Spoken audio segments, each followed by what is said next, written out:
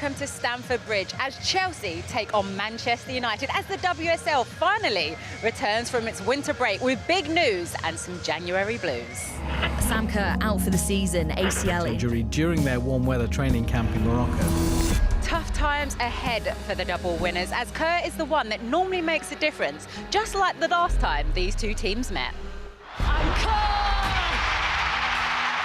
Inevitable! Cometh the hour, cometh the sun. Chelsea defend their FA Cup once again. Despite defeat that day, 2023 was Manchester United's best year yet, but it did end with some of the fans calling for the manager to be sacked. They need a win here today to keep a fingertip grip on the title race.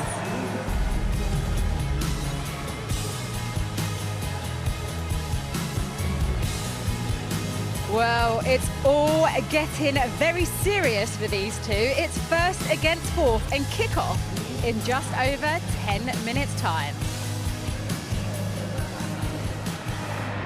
Yes, it's never a dull moment in the WSL, even when it's on a break. And never a dull moment when these two are in town. Ellen White, Rachel Brown-Finnish joining me for this one. Look, there's been a lot going on. Mary Earps picked up every single award going. And then the big news, Ellen White, is Sam Kerr and Chelsea missing them for the rest of the season. The dreaded news, no footballer ever wants to hear that she's done her ACL. But I suppose when you look at the title, does that make it a bit closer now? I think if you'd maybe asked me that at the start of the season, I would have said yes. You know, she scored 9 goals. She's got a massive miss. Out of her 58 goals, 21 of them have been match-winning goals. So in that sense, they're going to really miss her. But then you've got to look at the other players now coming in. Lauren James has got to step up now. Maya Official, even Aggie Beaver-Jones. It's going to be a tough one. But someone's got to step up now. Obviously, you never want to do that injury. She's got great support behind her, but yeah, bitterly disappointed for Sam Kerr. Yeah, and I suppose for Manchester United, Rachel, a lot of heat on their manager, Mark Skinner, with some of the fans calling at the end of last year for him to be sacked. Is that justified? I think with what's at stake now in the Women's Super League, and I think we were, 10 years ago, we would have all welcomed this, was the pressure on a manager to perform, a team to perform. With the position that Manchester United were in this time last year, top of the table, vying, on all fronts, falling away and finishing second behind Chelsea, just 2 points in the end, that's the standards, that the benchmark that Mark's going to set. They've fallen behind that, and they've seen other teams progress, build better, bigger squads, and they've seen some of their favourite players like Simona Bagé move on to other teams. I think that's where the unrest is. Pressure's certainly on for Mark Skinner and his team, though. Okay, well, let's bring you up to date with some of the team news today, because Chelsea have made 5 changes to the starting lineup. The game against West Ham last week in the 4th round of the FA Cup that they managed to win, Hannah Hampton starts in goal. Mia Official is leading the line for Chelsea. Maybe some surprising news. Fran Kirby is starting on the bench for the Blues today.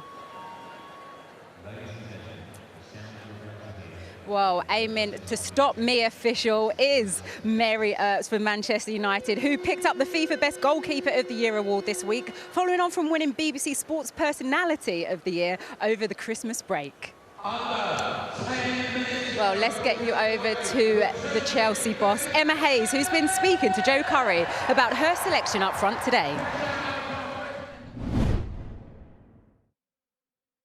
With Sam Kerr unavailable, Mia Official leads the line today. How much is she relishing the prospect of potentially making that number 9 role her own? Yeah, I mean, she's got her opportunity, that's for sure, and she has to play to her strengths. And Mia can hold the ball up very well, and I think her and Lauren James, they link quite naturally. So it's important for them to establish that relationship. They did in the second half of the game last week, and they've got to build on that. Hannah Hampton starts in goal today after making her debut just before Christmas. Is this a sign that the number 1 goalkeeper shirt is up for grabs at the moment? I view very much, every player in our squad is vying for a place in the team. But there's no question her distribution from the deepest spaces against a really aggressive pressing team will be vital for us. And she's been training unbelievably well. Again, all 3 of them are good to start, but today I chose Hannah. Thanks, Emma. Best of luck. Thanks. Okay, the questions have been answered. It's Mia Fishel leading the line for the Blues. Grew up a Chelsea fan in San Diego. What qualities have you seen from her so far, Ellen? I think I'll just echo what Emma said. She holds the ball up really well. She's got great aerial ability. And I think, you know, I really like this goal against West Ham last week. Just the way she used her body, and what a finish that is. It's unbelievable. I'd love to see some of that for today, please. And this was her debut against Tottenham. Just the way that she was able to create that little bit of space in the box, just to nod that into the bottom corner. So I think she'll be a really exciting prospect for Chelsea and something a bit different. And Rachel, I've got to come to you on your thoughts on the selection of Hannah Hampton in goal for Chelsea. As Emma Hayes said, there's no drop in standard when with either of these three goalkeepers, in my opinion. But one of the fortes of Hannah Hampton is her ability and how comfortable she is with the ball at her feet. Now, whether that's in possession and starting attacks from the back, playing out from the back, or whether that's under pressure, the ball being played back, I think it's probably the former more than anything. United, I expect to start highly. A Galton, Jay-Z, Lucia Garcia high up and try and win the ball in dangerous areas. Well, as you can see, the Chelsea fans are already loving it, and that's the thing. They've got loads of different selection, loads of stars on show that they are expecting to see today and put on entertainment. And actually, one of those players is Norwegian star Guru Reiten, who has been loading the bullets for the Chelsea strike force over the last couple of seasons. She sat down with Joe Curry this week for a chat.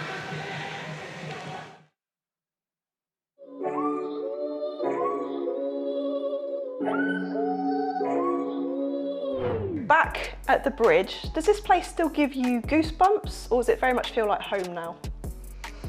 It gives me goosebumps, especially with a lot of fans in the stadium. We love playing in front of as many fans as possible.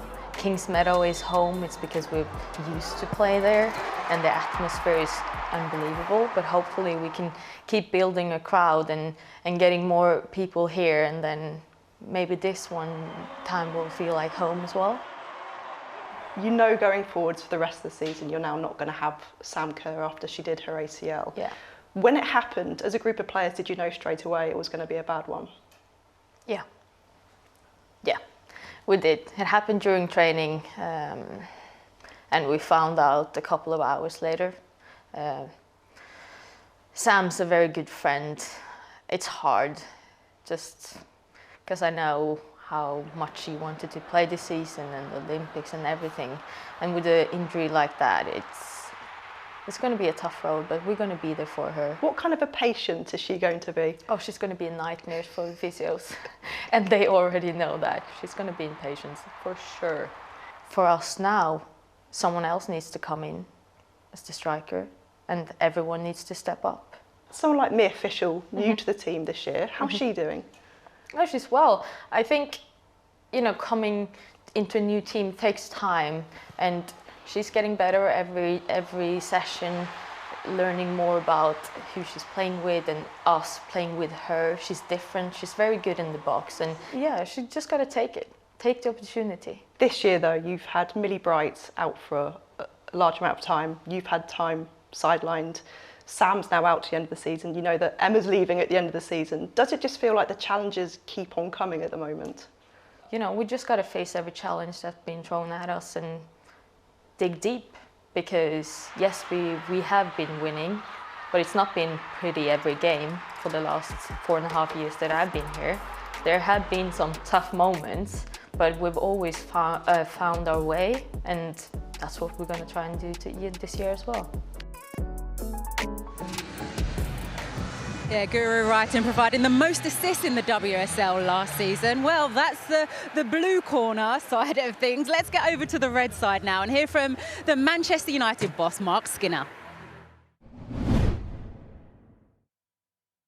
League titles tend to come down to fine margins. If you lost today, you'd be 10 points behind Chelsea. Where would that then leave your title hopes? Obviously, that's not something we want to do today. So we're aiming to try and win the game.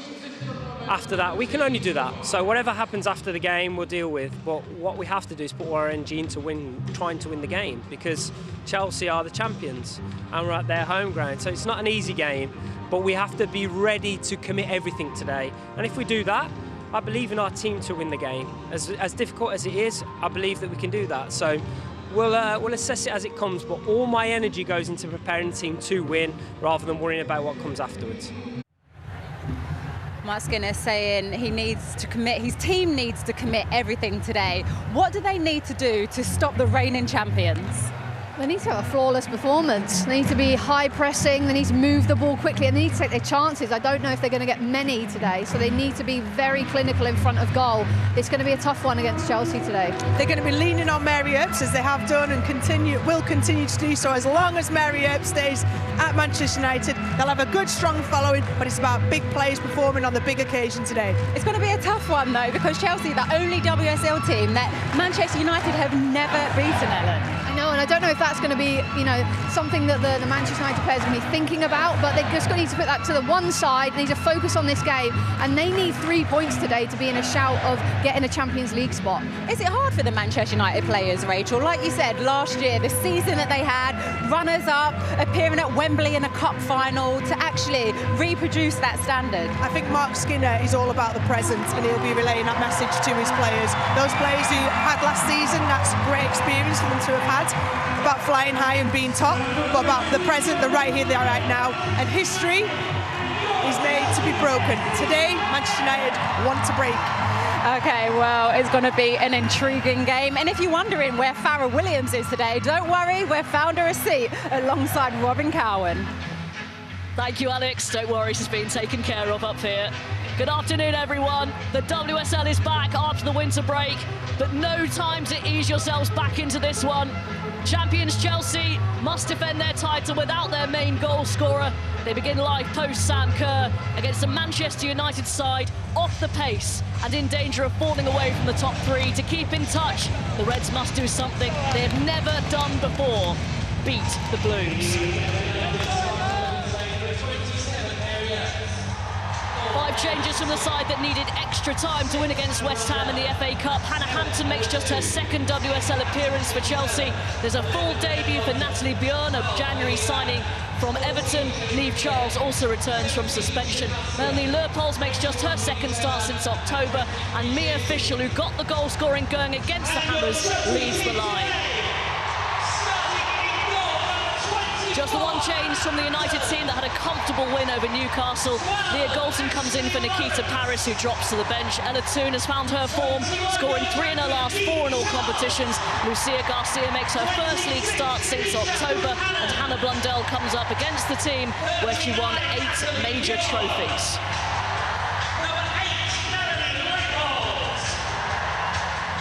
And Farrah Williams, your players to watch, starting with the player tasked with filling the sizable shoes of the injured Sam Kerr. Yeah, Fischel for Chelsea. Of course, with the injury to Sam Kerr, Chelsea are going to look for somebody to replace her. They're going to need a goal scorer. They know the importance that Sam Kerr has brought to this Chelsea team over the years. But I think what Fischel's got to do is play her own game. What she can't do is be compared to Sam Kerr. They're completely different players. It's a debut season for Fischel. So she has to find her feet within this team, find her connection. We heard Emma Hayes talking about her connection with Lauren James. And let's see if they can get that going in this game today. And for Manchester United, a player who's yet to really catch fire, but we know she can, Jace. Yeah, fantastic player. Jace, one that I really like watching. I think for her, she needs to now have better contributions in this team. When it comes down to assists and scoring goals, I don't feel she's got enough for the team, and she's not impact in that way. She has a big impact in and around the general play for this Man United team, but the areas they really need her to hurt opposition, she's not quite doing. So I think with a vulnerable Chelsea back line today, this could be a day for Jace. Abigail Byrne is the referee today.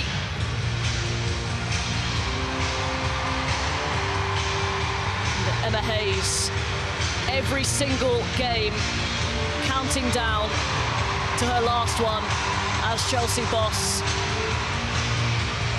as she will vacate the managerial position for Chelsea for the coach of the United States women's national team.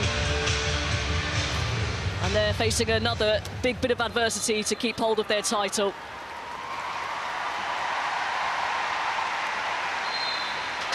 New year, but the same message from both sets of players who take the knee. Here we go, Chelsea get us underway. They are currently on a 20-match winning streak at home. It is encompassed here at Stamford Bridge and at their regular home of Kings Meadow. high-stakes game. Pressure on both sides, Farah, for slightly different reasons. Yeah, for sure. Chelsea will obviously, they put themselves in a good position at the end of 2023, putting themselves top of the league. They'll want to continue that into 24. They didn't start too well in the FA Cup game last weekend against West Ham, as we've seen. And as for Man United, they haven't started the season too well. They haven't been able to get that consistency and pick up the points. But a chance here for Chelsea with a corner and something for United to defend. Lauren James getting the treatment. Fans of her former side, Manchester United, who she joined Chelsea from 3 years ago. Ashley Lawrence being forced into a slightly awkward position, forced all the way back to Hannah Hampton. A very good WSL debut against Bristol City, made some notable contributions.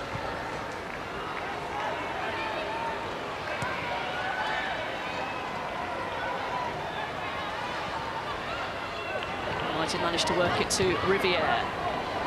Now Ladd. Trying to shrug off Erin Cuthbert. Easier said than done, but she's done really well there. Through the legs of Cuthbert to find Jace.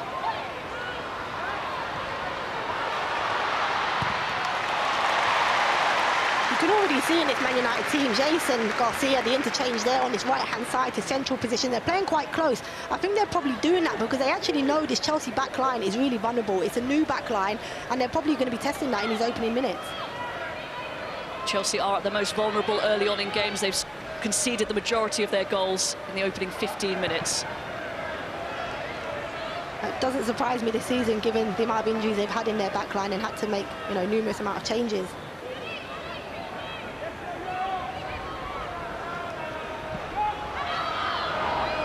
Claims for a handball.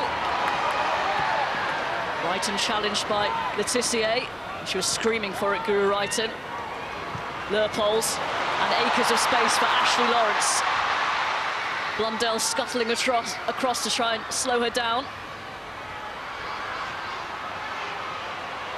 And Blundell has done enough, but it is a corner. It was too easy for Chelsea to get out and get the switch on the opposite side of the pitch, but I'm really looking forward to this matchup, actually, with Lawrence out there and Hannah Blundell. Two very good attack-minded fullbacks, you know, very athletic and bags of talent, so this is an exciting one to look out for.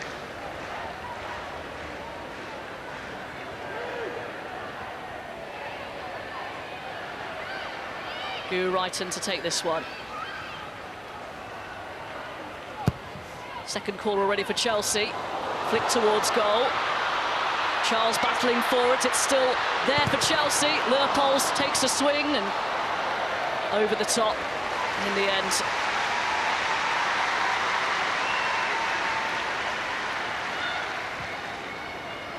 It's a good delivery from Chelsea into a good area. Beyond obviously being a target for Chelsea in the absence of Millie Bright, but they keep it alive and manage to get a shot away here. Man United do really well to block chances. And then obviously the follow-up there from beyond centre-half strike that was from the edge of the box. One WSL goal this season for Natalie Bjorn for Everton against Aston Villa.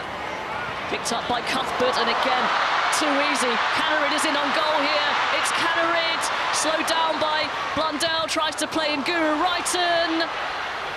Cannerid, James, 1-0. Well, Chelsea had multiple chances to take the lead in that action alone. And it's Lauren James against her former club who applies the finishing touch and gives Chelsea an early advantage. Yeah, and the composure Chelsea shown inside the Manchester United box. You can see it here. It's too easy for Manchester United down Chelsea down Manchester United's left-hand side. It's kind of she does really well to slow herself down, find her teammate. You thought here the opportunity was missed for the strike, but what an assist it was for Lauren James to just pass into the back of the net. It's fantastic from Chelsea and really good composure in front of goal. Lauren James with her 8th goal of the season. It's already her best return in the WSL. And she runs straight to the opposition fans. And I think she did that for the abuse she got moments before from the Manchester United fans when she was taking a corner. United still asleep here. Riviere concedes the corner.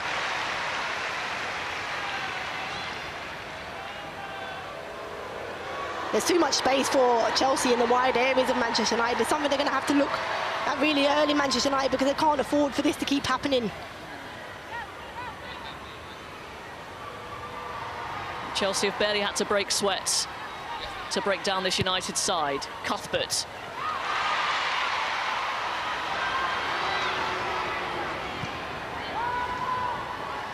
The ominous statistic from a United point of view.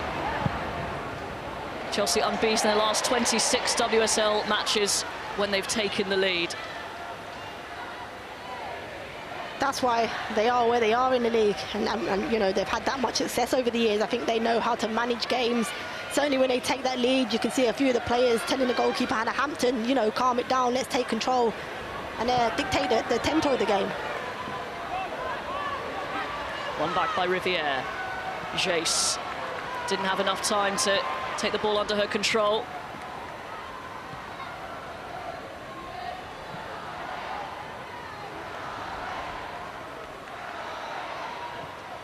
Buchanan into Fischel. Lovely ball. First touch from Canary, just takes it away from herself.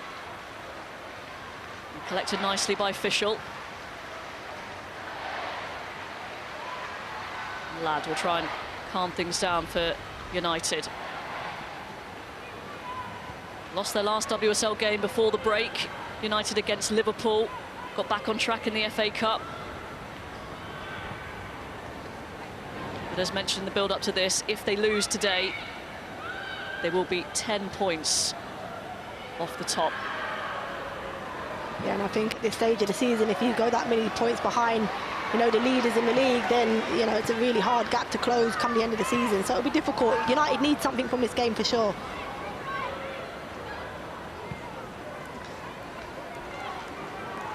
Buchanan to Canarid.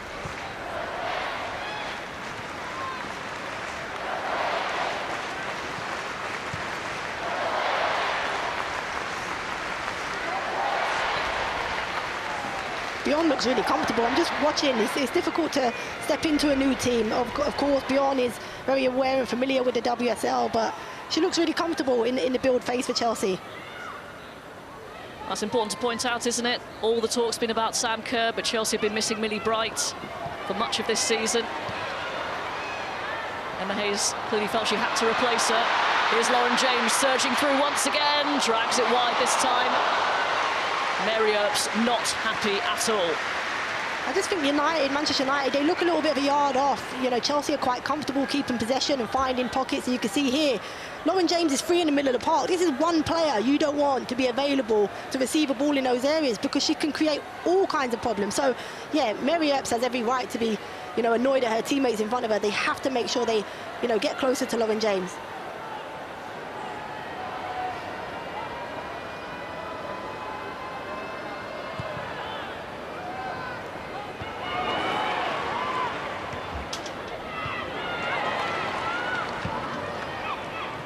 Jace.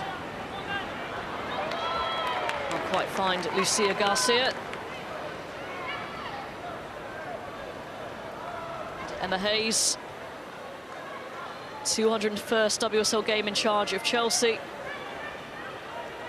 Most wins, most games, most trophies in the WSL era.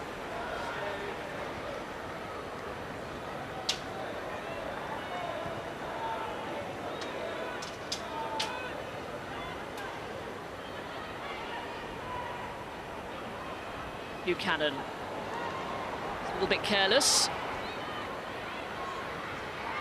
I think you can get that with Buchanan sometimes, and it's so frustrating. A player of real good quality, you know, Champions League winner with Lyon, and the quality she has on the ball, but sometimes she has those moments where she just lacks concentration and gives possession away.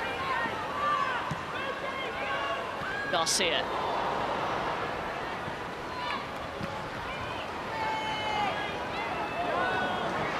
Good play from Letitia. Ella Toons made her way into the area there. Good, solid defending from Buchanan. Picked up by Galton. Finds Toon. Nice feet, it's Zellum. Well, there is a real promise there from Manchester United. Yeah, and it was good movement from Ella Toon. She tries to work the back shoulder of Buchanan from the cross that comes in. Buchanan actually does really well. Here you can see, you know, Ella Toon in a good position here, really good feet, and sets her teammate Katie Zellum on the edge of the box, but the execution, Zellum was just leaning back too much, and of course it's going to go up and over the bar when you have, you know, that type of technique. The best United have shown, though.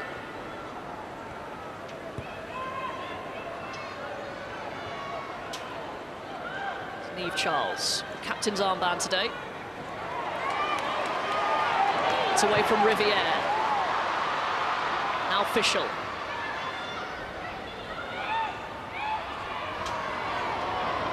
James.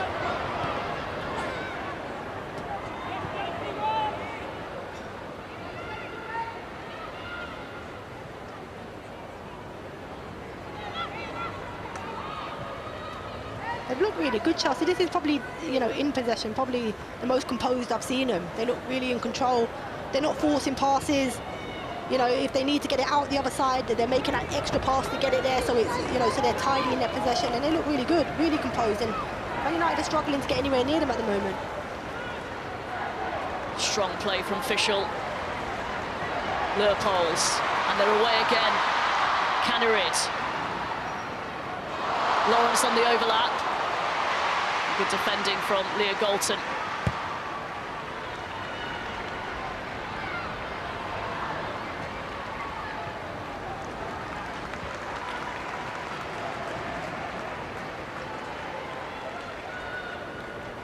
Yes, a lot was made of the struggle that they had against West Ham United last week in the FA Cup, needing extra time. I think West Ham United were sitting very deep in a low block, frustrating them. Defending a goal advantage is very different. I think it's always difficult when you've had a winter break like we do in the women's game. I think when you come back from that, whether it be a cup game or a league game, it is really difficult to get up to the speed of things. You know, it's like the start of a season after coming off the back of a long pre-season. So it's always difficult. As a player, it was difficult, and you could see that in Chelsea. They looked like they hadn't played in a while, but today they looked the complete opposite to that.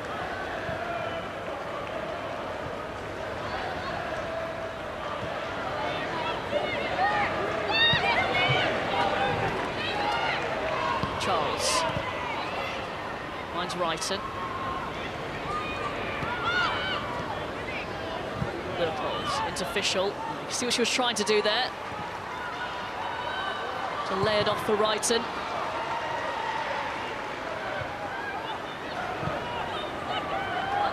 Every first contact, second contact, Chelsea are just onto it. Manchester United need to try and get the ball and, you know, try and retain a little bit of possession.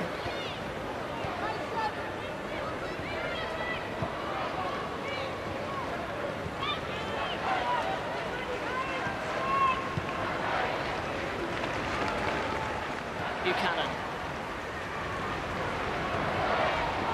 James manages to release Cannerit. Pulls it back.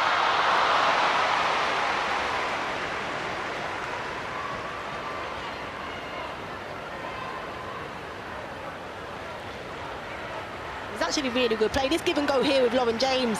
Cannerit gets the better of Blundell. Does really well to break into the box, and then it's just the decision making. Fischel just got ahead of the ball. It could have been either or in terms of the pass she made, and chose the wrong pass. But again, another good chance for Chelsea down the wide areas.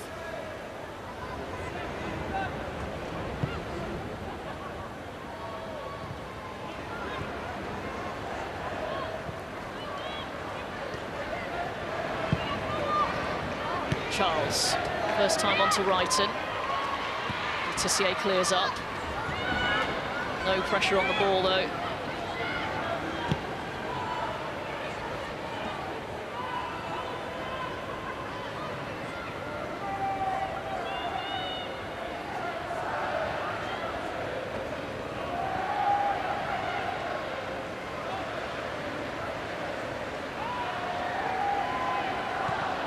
Lawrence. No chances taken from Hampton.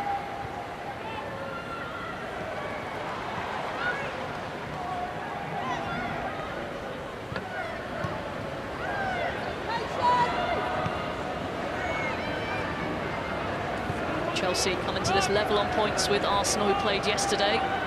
Narrow win over Everton. So we'll go 3 points clear once again, Chelsea with a win today.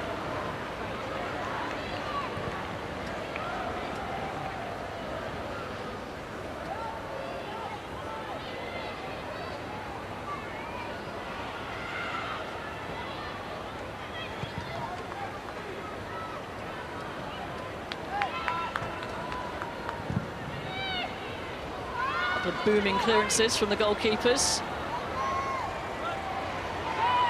Turner gets there first, but it's picked up by Cuthbert. Leupolds. Brighton, James. And now Charles. Cuthbert. Snatched that a little bit, had more time.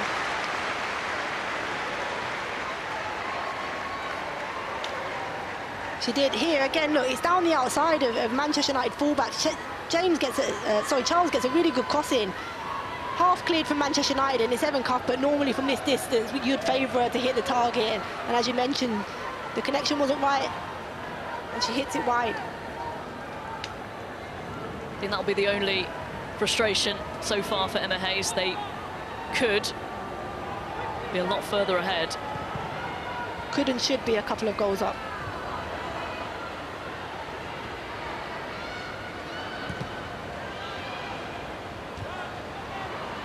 Garcia going to put the United defence under a bit of pressure.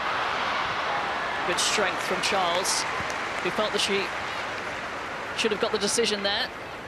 Yeah, she did well. She was waiting for the foul. Obviously, the referees allowed play to go on. And the right decision for me in the end.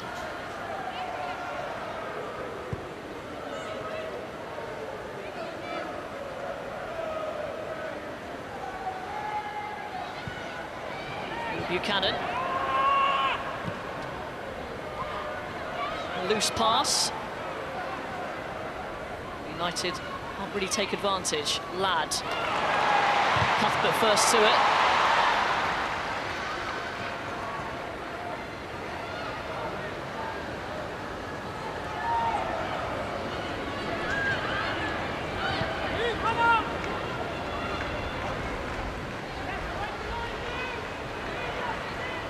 Finding it really difficult, Manchester United. They can't get any of their attacking players into the game.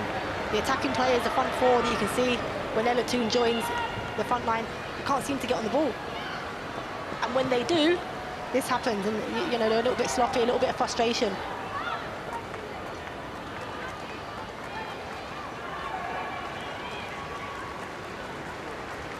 Show of support from the Chelsea fans, and that goes for every fan of the women's game in particular. We're not going to see her for a while, certainly not this season.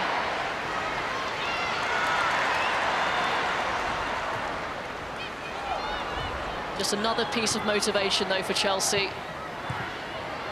First of all, Emma Hayes last season, and now doing it for Sam Kerr. Yeah, for sure. You never want to see players, you know, pick up an injury, and certainly not the ACL. That we've seen for a long time now. Sorry, it was just an offside. I didn't want to talk over the offside, but yeah, it's an injury that we've seen too many of in the women's game, and you know, we've seen Vivian Miedema and Beth Mead come out with a documentary talking about it, and you know, trying to find ways of, you know, certainly limiting those ACL injuries. But she'll be a big miss, and she's out of contract at the end of the season. Might that force her into, you know, staying at Chelsea for another couple of years? I hope so. Cannerid. Can't quite pick out official.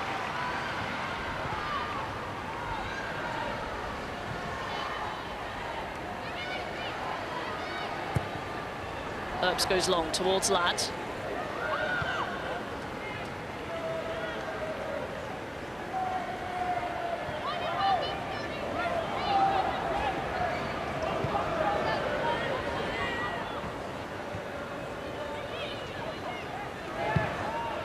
Bjorn. Too much legs on that one for Wrighton.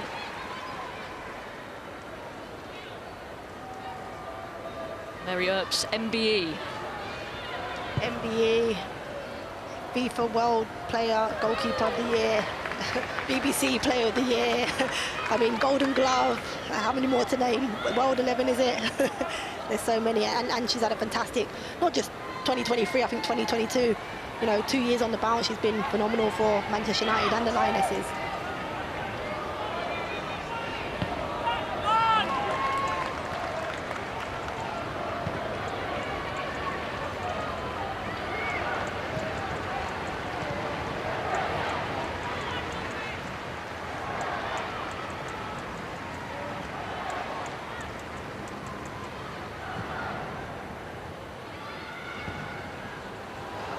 Stroked forward by James.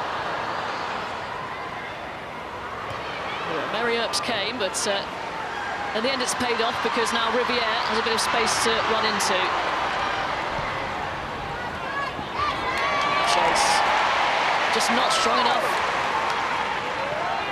Snapping at the heels of Erin Cuthbert.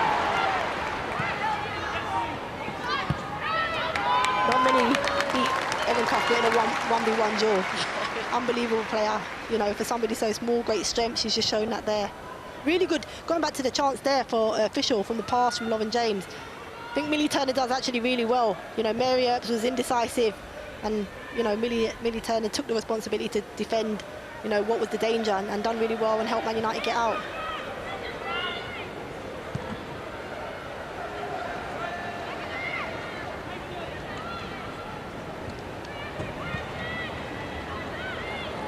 Now Buchanan's done well there.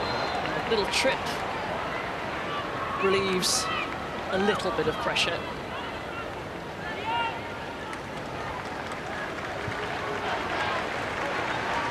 Just see here, steps in, Buchanan, and Jace just trips her over. Lovely ball over the top, it's James! Never in doubt.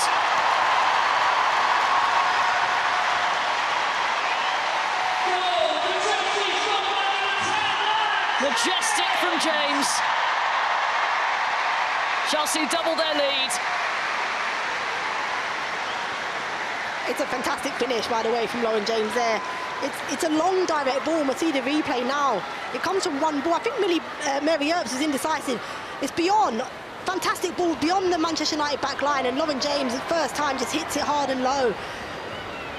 Initially, I thought Mary Earps maybe could have come out, but by the time she made the decision was too late, and then obviously hasn't set herself for the strike here from Lauren James, but does really well, head over it, executes it really well, and Lauren James loves playing at Stamford Bridge, that's for sure, because when she's here, you're guaranteed a goal.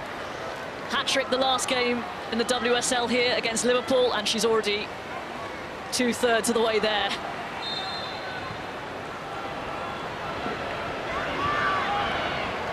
And that was the word, Farah, execution.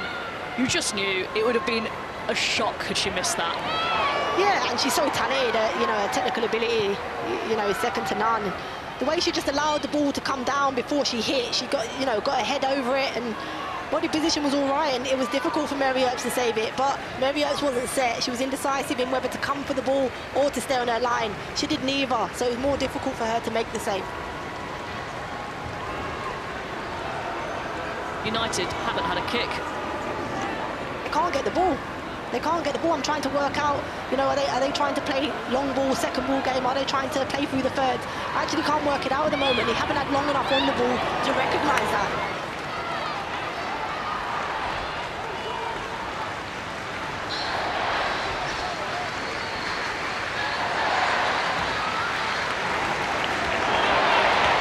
No pressure on the ball from Bjorn.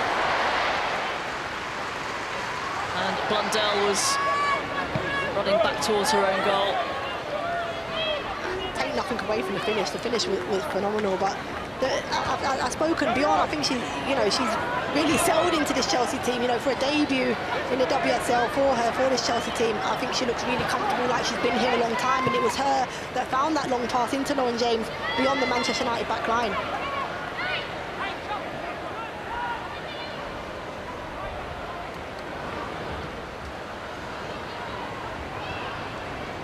Blundell. Garcia's in a bit of space. If Blundell can find her, she can, but it's slightly behind her. Chase. still in. Cuthbert, there's that ball again. This time for Fischl. Offside flag is up, but that does seem to be something that Chelsea are doing regularly. I think they have the option now. I think with Fischl, I think, you know, she can run beyond the line. She likes the stretch play, but she's also big and strong and somebody that you can, you know, if you need to beat a line, which often, you know, Chelsea do when teams press them, she's able to hold the ball up and bring her teammates into the game.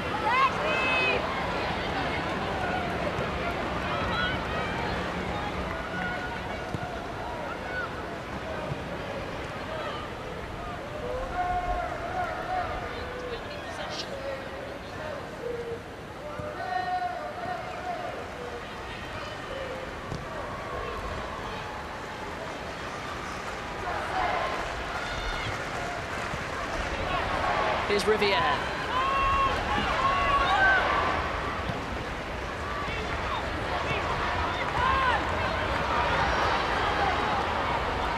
Here's Toon. Oh, lads in a bit of space now. Blundell. Telegraph that. And a promising moment disappears. Yeah, they do well, Manchester United, to get down that left-hand side and get Hannah Blundell in a, you know, advanced position, which she hasn't been able to get herself to. But it's the cross, you know, the execution of the cross just wasn't there for Manchester United.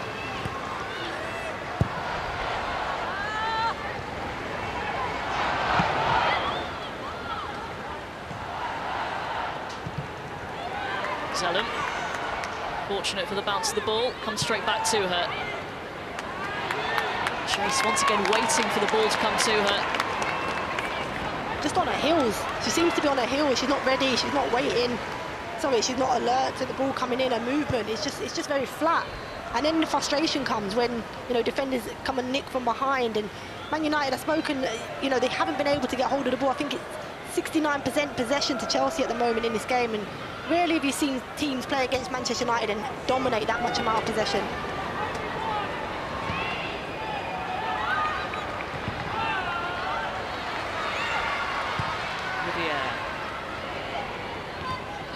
Should mention Man United also without notable injuries. Miyazawa, Gabby George, another one who's recovering from an ACL injury.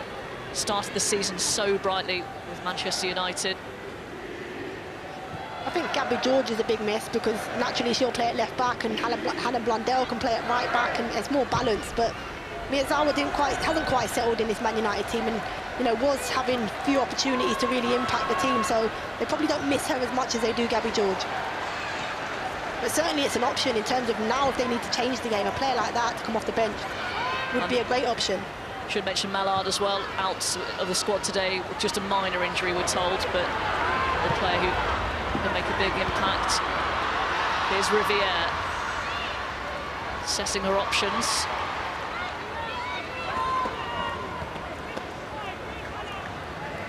Blundell. Well, that's a good-looking ball, but you can't see it. It is offside, and Hampton was decisive off her line quickly. And that might be an option for Manchester United. If they can't get the ball into the feet of their strikers here, it's really good movement. Garcia needs to check a little bit more. I think she goes too early, the ball comes a little bit too late, and, you know, she just runs herself offside. But it's an option to try and get beyond the Chelsea line because actually they can't get the ball to feet at the minute. And given away. Chelsea charge forward. Blundell stops the momentum. Charles. Retrieved by Lauren James.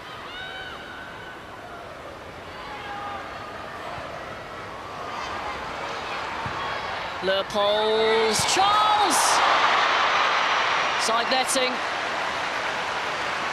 It's too easy for Chelsea, too easy. I've said it, you know, this opening 30 minutes, too easy for Chelsea to get down the sides of this Man United team, and you can see it here. Simple ball through, really good delivery here to the back post, and Charles has to do better. She has to hit the target. She's blindside run at the back post and makes good connection, but she has to hit the target from there. A big opportunity there, missed from Chelsea.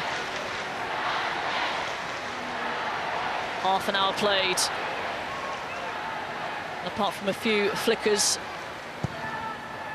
from Manchester United, no real evidence of the tide turning so far. Still a long way to go.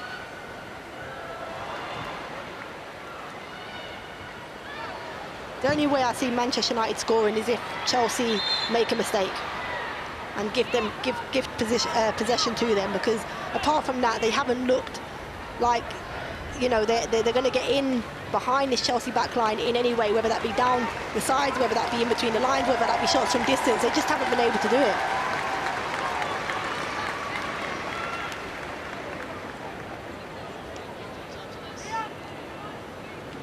Head injury for Katie Zellum. Was caught. Needed treatment, hopefully she'll be okay to continue.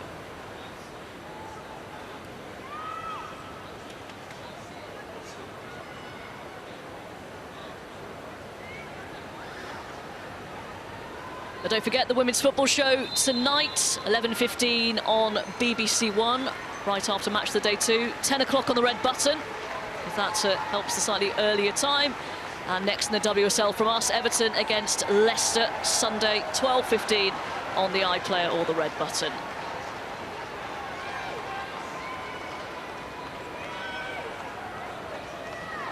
Katie Zellum just shake that one off.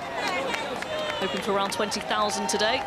Thankfully, the temperature has risen slightly for the last few days. It's quite nice out. I actually quite like that I don't have to have my long sleeping bag on to come to the game. So yeah, the weather's quite nice. A little bit breezy, but you know, nice conditions for the players to play in. Just bring the sleeping bag in case I bore you too much. That as well. Never, Robin. That break in play might have helped United a little bit. Manchester United, I think, gives Mark Skinner an opportunity to give some instructions to his team, and you know, with 15 minutes remaining before the half, it might be crucial information for them. It's an animated conversation between captain and coach.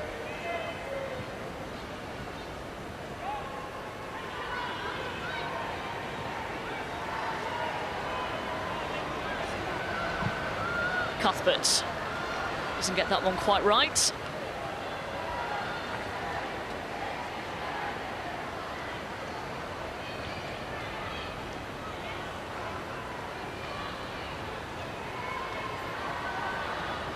Tissier striding out, finding Riviere.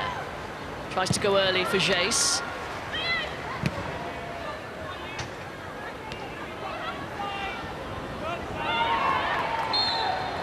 There's a foul by Zellum on Wrighton.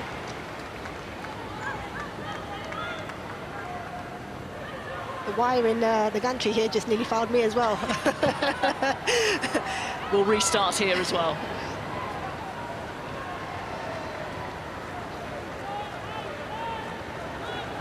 Cannerid. Lovely 1-2 with James. Turner sliding in, clears the danger for now. That combination has been far too easy for Chelsea to get in down their right-hand side, and obviously Manchester United left. I think Golden or maybe even Katie Zellum can help Hannah Blundell out in those full-back areas. She's overloaded, you know, on every opportunity when Chelsea get into that final third, mid-third. She's just overloaded with Chelsea players. It's really difficult for her to defend.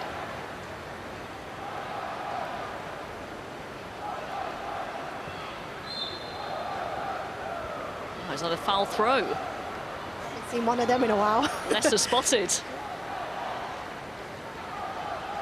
Easy possession given back to Manchester United.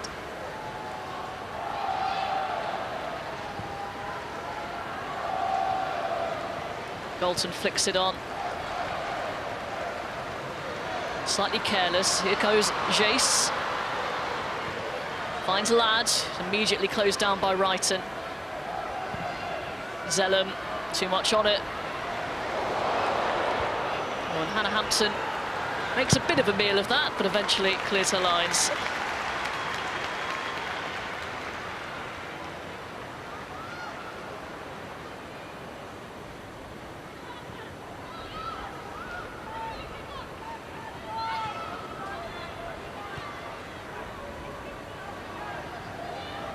Millie Turner. Chelsea having a bit of a breather, it seems. 10 minutes still to play till the break. Blundell. Like a push on Kennerid.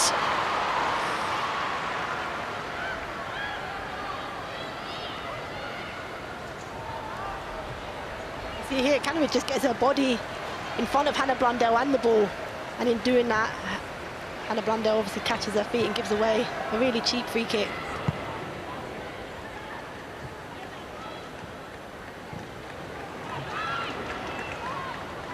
Here's Zellen. Well, not the ball that Galton would have wanted, but Cuthbert can, Bjorn can keep hold of it. Jace, flying Hannah Hampton, had to do something, and it's a corner kick for Manchester United, their first of the game after 36 minutes. She does well, Jace, when it's a scruffy clearance there from Bjorn. She manages to get herself a yard and put a ball into a danger area. I wasn't too sure why, if Hannah Hampton needed to make the save, but on the replay you can see that it was on target, and it's actually a good save from Hampton. It's an opportunity though for Manchester United now with a corner, a set piece. Zellen. Away by Wrighton. Blundell just about keeps that in. Riviere forced into a hurried clearance.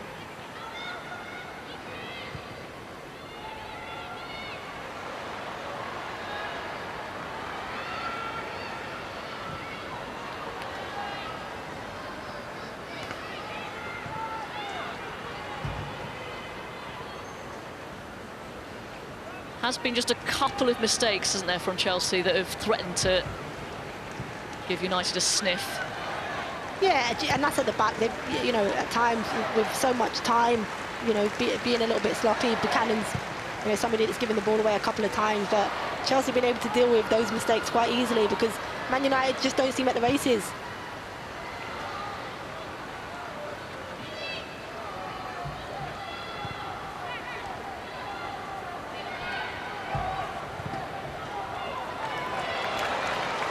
If nothing changes, this would represent their third defeat of the season in the WSL. Manchester United, they only lost 2 in the entirety of the last campaign. Both of them to Chelsea, incidentally. Leupolz, Fischl, Kennerid ghosting in at the back post. Lawrence. Away by Garcia.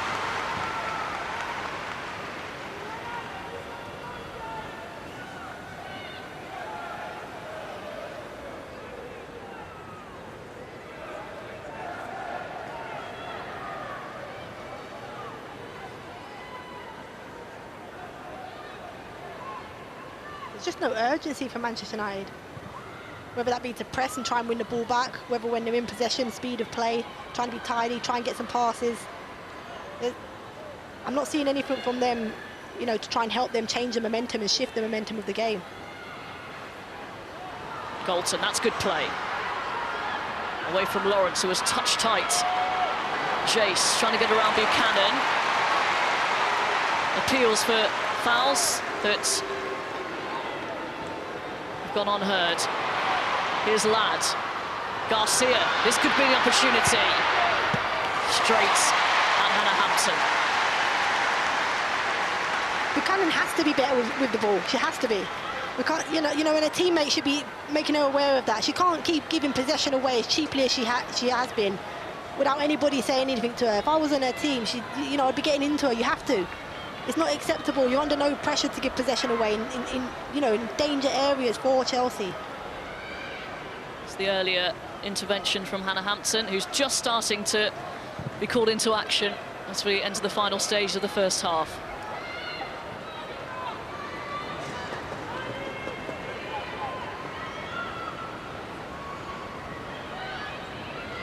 One of 3 goalkeepers the Chelsea squad. And Katrin Berger, Zesira Musovic as well. Emma Hayes likes a collection, doesn't she? 3 top quality goalkeepers, and if Chelsea have got them, 3 of them, there'll be 2 that won't be playing in the opposition's goal, that's for sure. So Emma's probably being smart. Garcia gets the decision this time. Ironic cheers from the United support. I'm not too sure it was a foul. I'll have to see it again. I thought the initial one from Lauren James there, but that from beyond I thought was a really good tackle. And Katrin Berger not named in the squad today. And there's 3 goalkeepers and only 1 can go. You know, on the bench is difficult. You've got 3 world-class goalkeepers in the squad. And the Hamptons had to watch most of the season, certainly the first part of the season, from the stands and learn from, you know, these great goalkeepers she has around her.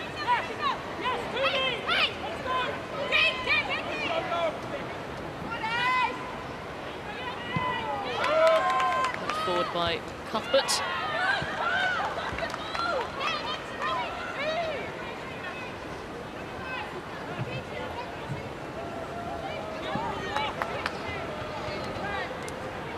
Mark Skinner has never beaten Emma Hayes. It's going to take something pretty special for that run to change from here. Flag is up.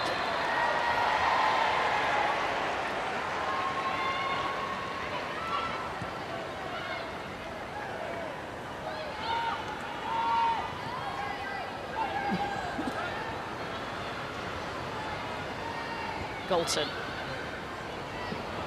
Nicely played. Blundell to create the space. And now Ladd. Overload over on the far side.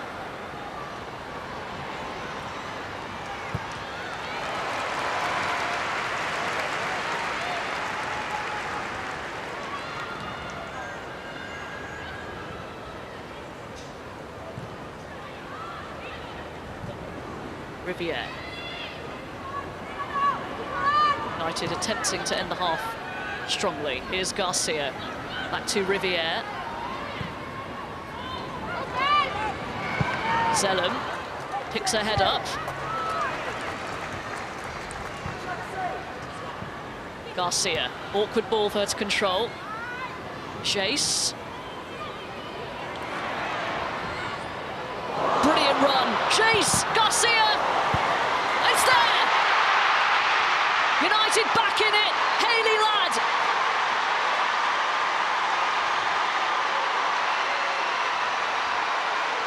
Excellent goal from United, and it could be a crucial one as well. 2-1.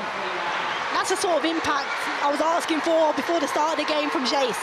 Does really well down the right-hand side to beat the defender. You can see here, really smooth with her touches. Nice little nutmeg here on it's Charles. And then the cut back to Garcia was beautiful. Really good block from Buchanan. But then Hayley Ladd is there to follow up, and you know, no one expected United to get a goal back before the half, but how important this goal is going to be come the end of the game. You see there, the little nutmeg on Charles. Fantastic block, and then Hayley Ladd's there to finish up.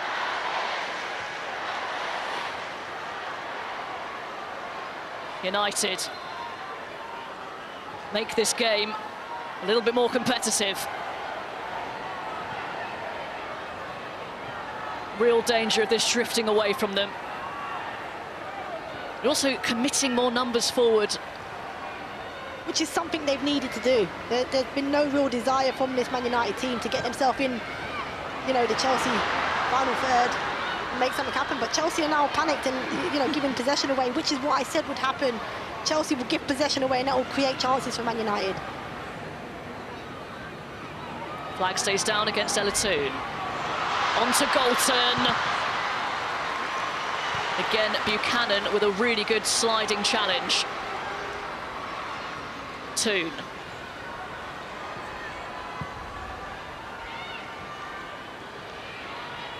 Ladd, closed down. Riviere. Now Jace. Confidence back up now. Delivers. Good win by Ladd. Ladd goes down. No foul. Letitia under pressure from James.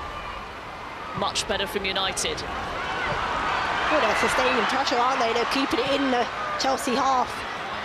Chelsea have got their backs against the wall here, having to defend crosses from Man United. And they're struggling to get out. Leah Galton, claimed by Hannah Hampton.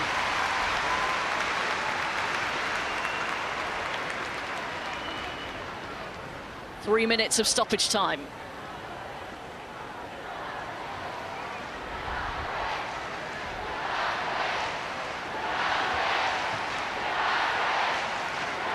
Hannah does well here. She's taking it really well, but even the fact that she's still got the ball in her hand, just biding a bit of time for this Chelsea team. I was looking at just before when Galton went into the box, there was a slight pull from Lawrence and risky defending. I was hoping there was going to be a replay of that because, you know, Galton could have probably gone down.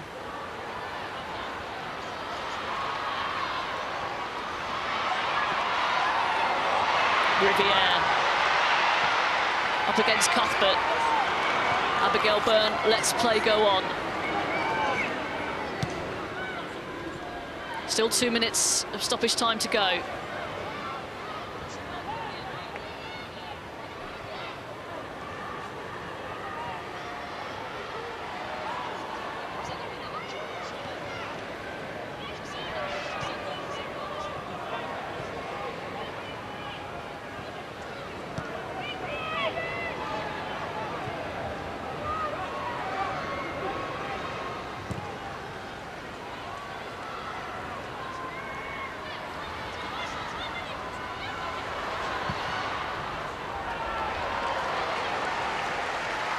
A bit of a cheap concession of a corner.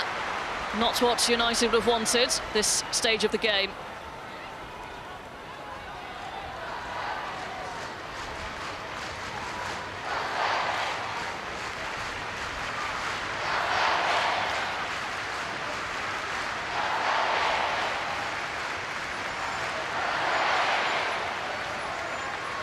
I think Beyond will be the target again for this delivery.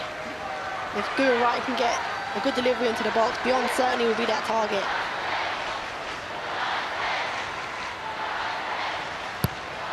Brighton, it's a dangerous one. And it's wide.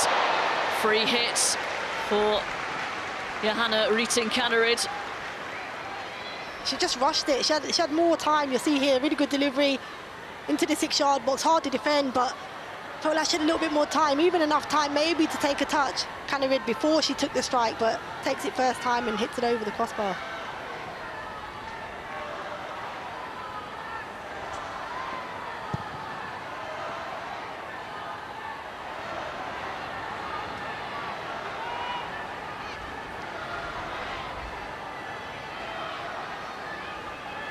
He's going to be feeling a little bit better, you suspect, going into the break. And that is half-time. Well, Chelsea started brilliantly, racing into a 2-goal lead thanks to a double from Lauren James. It really threatened to run away from Manchester United, but Hayley Ladd has given them hope, striking just before half-time. And that goal, Farrah Williams, just gives this game a little bit of a different feel, thanks to her. It does, and I think, you know, there was a slight break in play 15 minutes before the half, and I said there could be some really crucial instructions given from Mark Skinner, and there seemed to be, because there was a little bit of an injection of something. You started to see Jays get involved more in the game, and she was the player that then created the chance that, you know, has given Man United that goal that they will need going into the half. They can go in at half-time now, take a breath, listen to some instructions, and they certainly have to come out with a little bit more intensity in the second half if they are to get anything from it. United feeling much better. Chelsea now slightly more nervous than they would have been at the break at Stamford Bridge half-time. Chelsea 2, Manchester United 1.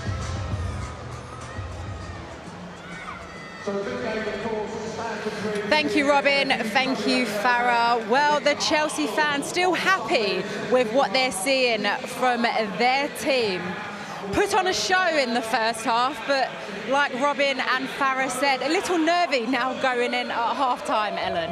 Yeah, I think if they'd gone in at 2-0, I think they would have been delighted with that performance. But I think now Man United are back in the game. They're very, very passive. It was frustrating to watch, actually. I thought Chelsea, they'd come off the back of that disappointing, not result, but performance against West Ham. And you could see that Emma Hayes had spoken to them, I reckon. And I think that they really came out all guns blazing. And I thought there was going to be a lot more goals. But it was a really exciting encounter. But now Man United are back in it. They should have been 3 or 4-0 up, yeah. Chelsea. The way that they carved Man United open in those opening 10-15 minutes, they had numerous opportunities. It's like Manchester United had just got off the bus, forgotten to warm up and just come straight out onto the pitch. That was the pace that they were playing at. And Chelsea were the opposite. So United were lucky, but have done well to claw themselves back into it. Emma Hayes will be furious that they have left the door open for United. Okay, well, let's see how things got going here, because just having being booed when she went to take a corner from the Manchester United fans, it was Lauren James that got on the score sheet, Ellen. Yeah, and I think it all comes from this goal kick from Mary Earps, and that space is just massive, isn't it, that Chelsea can run into, and Cannerid really exploited that space. Blundell gets out of position.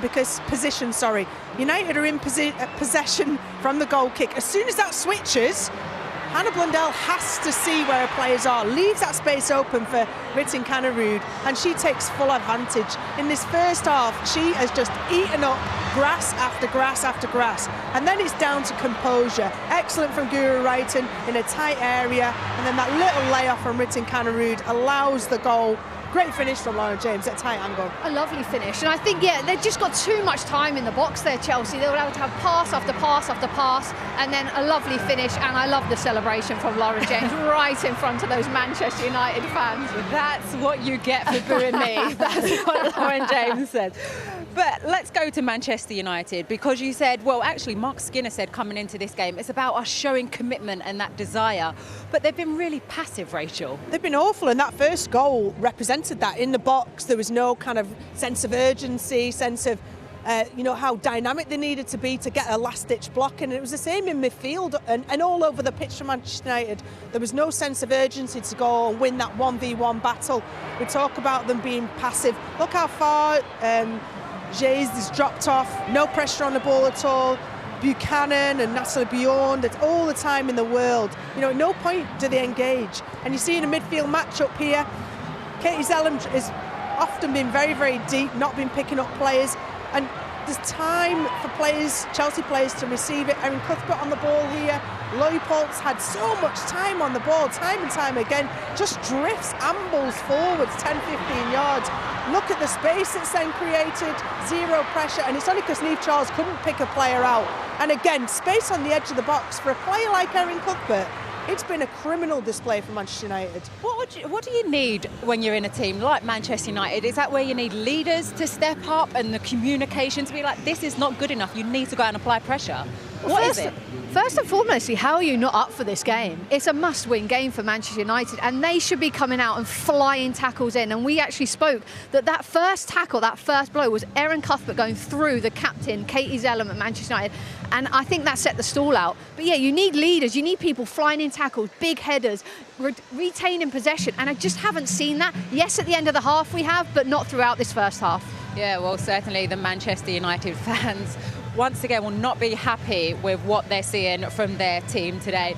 Because Rachel, going on from your point about allowing Chelsea players time on the ball, that's how they got their second goal. It was a sublime pass and assist from Bjorn, but she had all the time in the world to pick out a pass. It was exactly representative of what we've been talking about. See there how much space she has, and then it's the most simple of runs for Lauren James. The execution from Natalie Bjorn's excellent. We see here, no pressure on the ball, which that wouldn't have been allowed in your day, would it? No, as a number 9, that is criminal to allow a square pass to go to the other centre half. The ball is absolutely exquisite, but what I love from Lauren James is that she allows that ball to come over her shoulder, bounce, and then take that on the half volley is just an unbelievable technique, and I don't think Mary Earps could have done anything. She couldn't have come out for it. You see the cue of when Natalie Bjorn's about to play it.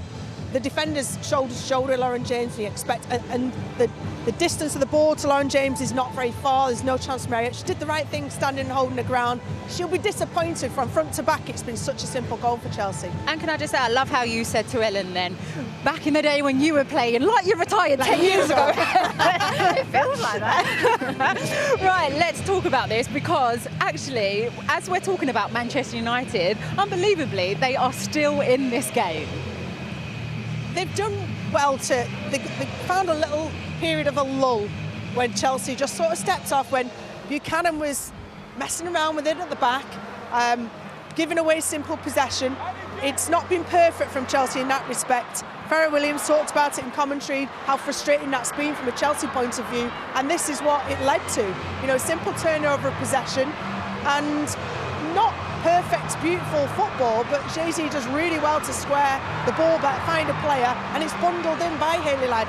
Hayley Ladd's a player who's been at United for a long time, and a player who would like to be that player, to take the game by the scruff of the neck, knows what it means to be a Manchester United player. So they're going to need to dig deep. I wouldn't be surprised to see a player like Rach Williams. I know she comes on as a sub regularly, but to come on earlier than we would have normally expected. Yeah, I totally agree. I think the bright spark has been Jay-Z for this first half for Manchester United, but Rachel Williams needs to come on this pitch and throw in some tackles, I would say, and really get Manchester United firing up. And I think that would really put the Chelsea defence on the back foot as well. Okay, well, it was a big night here in West London on Monday night. Footballers are swapping their football kits for dresses and suits, as you can see right there. No surprise that Bon Mati, the Spanish midfielder, was the one to pick up Player of the Year. To go with her Ballon d'Or, our very own Mary Oaks won Goalkeeper of the Year, one of 7 Lionesses to be named in the Team of the Year. In England, Serena Wiegmann won Coach of the Year before agreeing a contract extension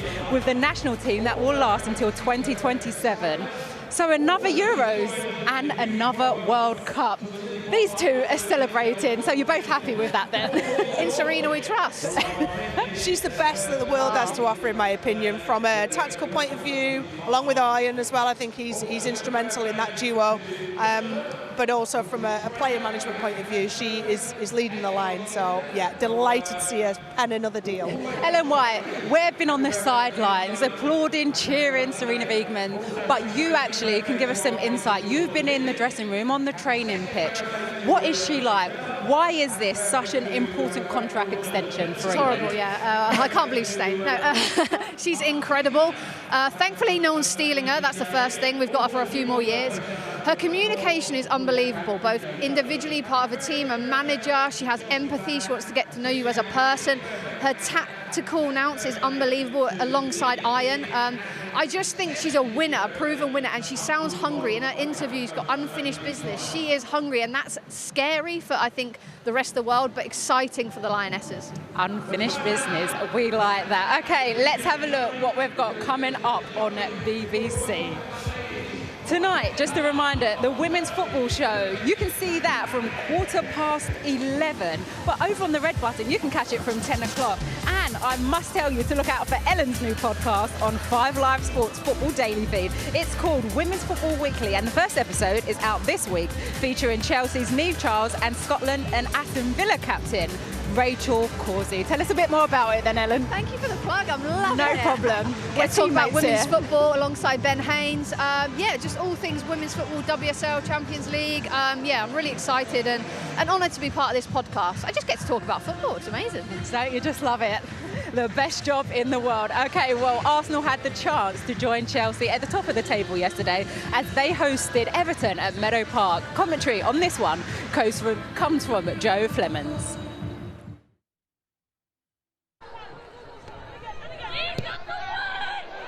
It's a lovely pass from McCabe. Here's Miedemar.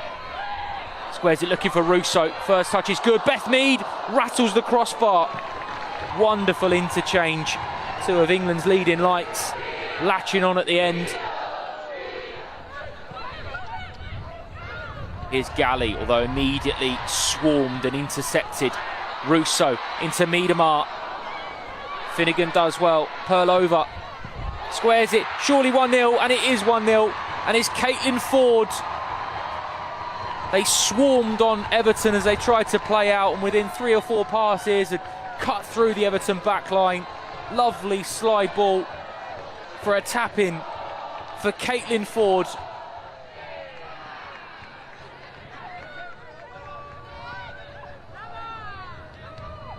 The break could be on for Everton. It's a lovely slide ball through. Katja Snuis is going to get there first. Snuis. Brilliant, brilliant counter-attacking move from Everton. They've had to be patient. They've had to wait. They've created something from nothing, really. It's a lovely slide ball through from Katarina Ollison. And it's a really, really good finish from Katja Snuis.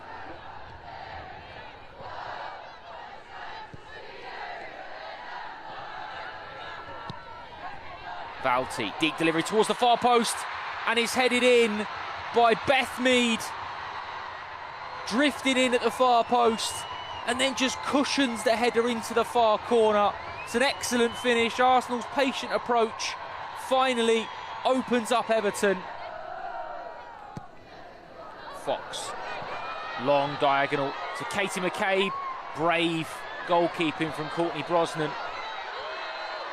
Alessia Russo's not giving it up. Well defended by Finnegan. Long diagonal towards Blackstenius, who lets it run for Leonardson Mornham. Blackstenius, Ford. Gobbled up in the end by Brosnan. Benison's delivery towards the near post, headed away. Only as far as Madsen, and then Stenovic stands up towards the far post. It's going to come out all the way. It's a good strike at goal, big deflection.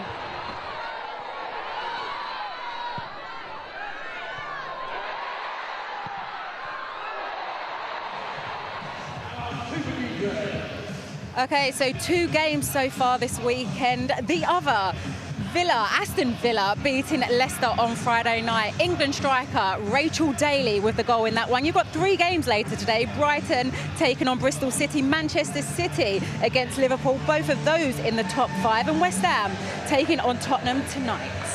Okay, let's bring you some of the action that we've seen in the first half. The WSL is back. Here we go, high stakes game. James, 1-0, and it's Lauren James against her former club. Manchester United, they look a little bit of a yard off. Lovely ball over the top, it's James! Never in doubt. It's Charles. It's there! United back in it.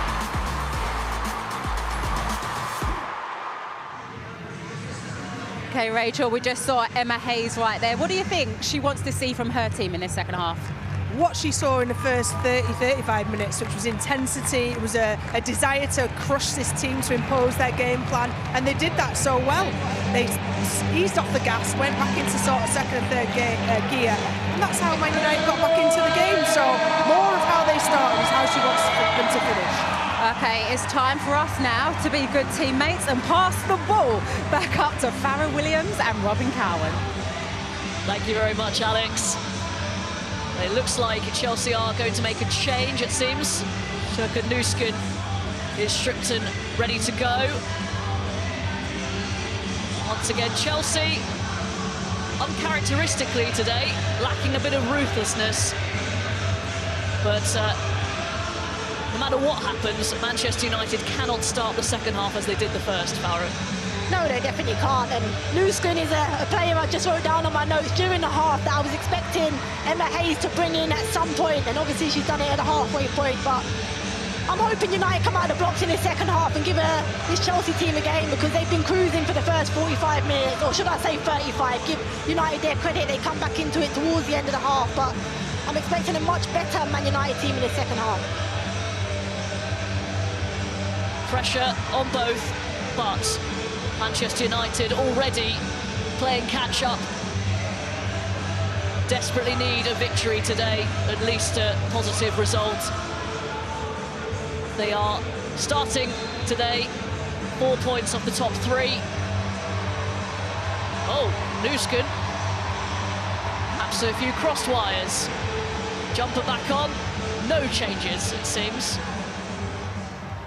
She'll get her time. I've put her name down as a marker of somebody that will come into the game for sure. Probably in the next 20 minutes, Robin. Emma Hayes, the queen of the mind game, has already outfoxed us in this second half. As always. We are not worthy. So back underway then. And as you kept mentioning, Farrah, just a few lapses in concentration from Chelsea. I think that will be probably the main message, won't it? Keep your concentration, and this should take care of itself. Yeah, for sure. I think that, has to have been a message from Emma Hayes at half-time. I think that, they dominated, the opening first half. They certainly dominated those 35 minutes, and it was just because of the concentration and, sloppiness in possession that actually gifted United any sort of opportunities. Blundell making good progress. Out of play from Buchanan. And United have a player down, though. Ella Toon in a bit of discomfort.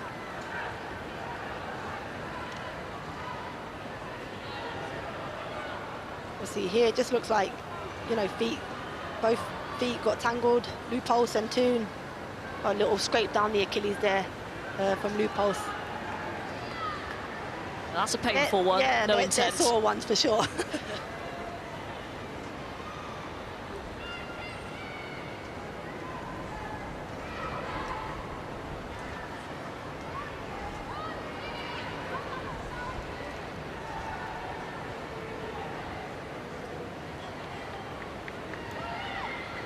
Ella Toon not happy that she didn't get more of a decision there from referee Abigail Byrne. I don't think there was much in it. Well, of course, we could see there was clear contact, but not enough to reward a free kick for Toon. Like most of her teammates, has been in this game. Not with great frequency.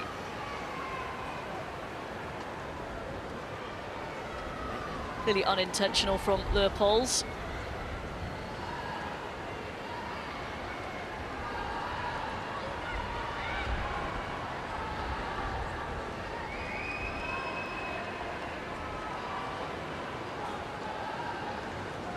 Mark Skinner, it's been a small show of dissent that we saw in the break. A couple of fans voicing their opinion that they'd like him to be replaced.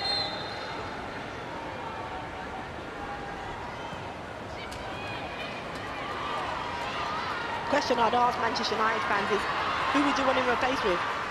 You know, he's done a fantastic job at the club. Yes, they haven't had the start to the season they would have liked. They've had new players, they've lost big players, there's been rumour talks about players leaving. Those things become really difficult in a team when that happens.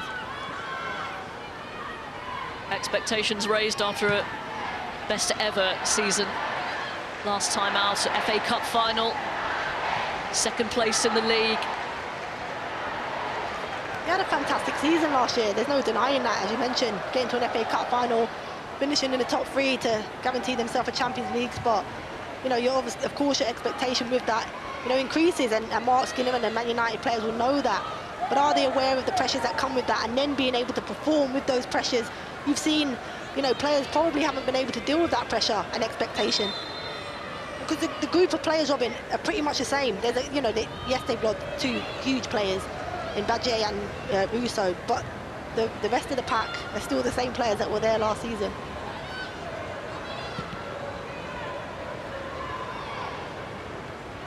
Garcia picks it up.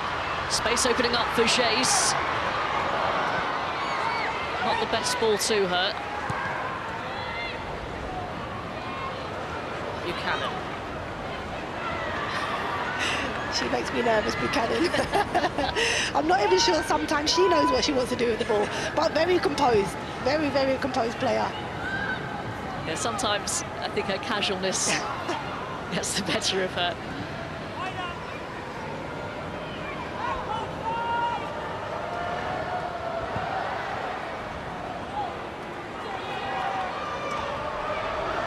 Winding up for the long ball. A one by Charles, picked up by Cuthberts. Looks like another one down the Achilles there. Probably more intent in that from Hayley Ladd. Hayley Ladd, the goal scorer, into the book. You can see Erin Cuthberts getting away from her. She scrapes down the Achilles there.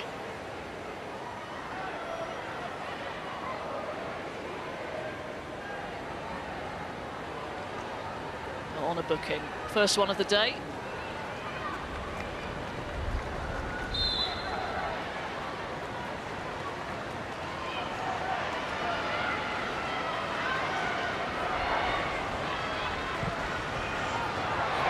Brighton delivers. It's won by Buchanan. Official blocked off by Letitia.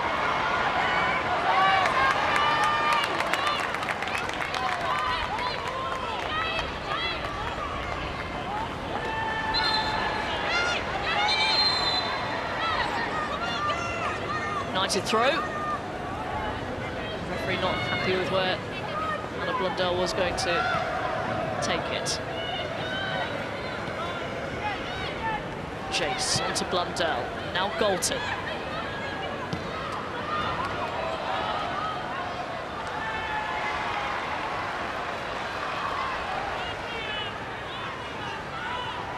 Blundell. Cuthbert ran into Galton, and the referee happy with that, it seems. They're not feeling like they're getting the rub of the green today, Manchester United. I mean, I don't think there was much in it myself. I'll have to have a look at the replay, but it does look like it is one of those where you just, you know, there's a coming together, but not to, as I say, would be worthy of any sort of free kick. But United have looked better. You know, there's 5 minutes into the second half, you can see they're a little bit more sharper, a little bit more at the races. Certainly got Hannah Blundell in higher positions and being able to get beyond this Chelsea back line. Galton collects. Jace. Lovely ball for Toon. This is a chance, it's Toon. Prevented from taking a shot by a brilliant challenge from Lawrence. Galton to Garcia! Just wide. 2 big chances. Yeah, you're right, Robin. Huge chances there. I mean, the recovery from Lawrence here, she's beaten. You'll see she's beaten. To get that last-ditch tackle just as Ella Toon's about to strike. A phenomenal tackle, and then the cross comes back in, and it's Garcia at the back post. You'll see it here, Galton gets the ball, recovers the ball. Really good delivery to the back post. Charles can't see Garcia behind her, and the header towards goal was just wide of the post. But yeah, I said Man United have come out a little bit brighter already in these opening 5 minutes of the second half. So chances you feel against Chelsea need to be taken.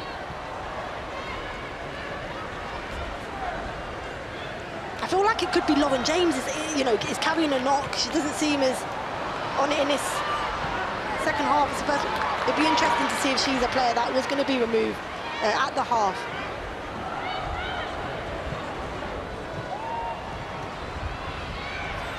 Here's Charles.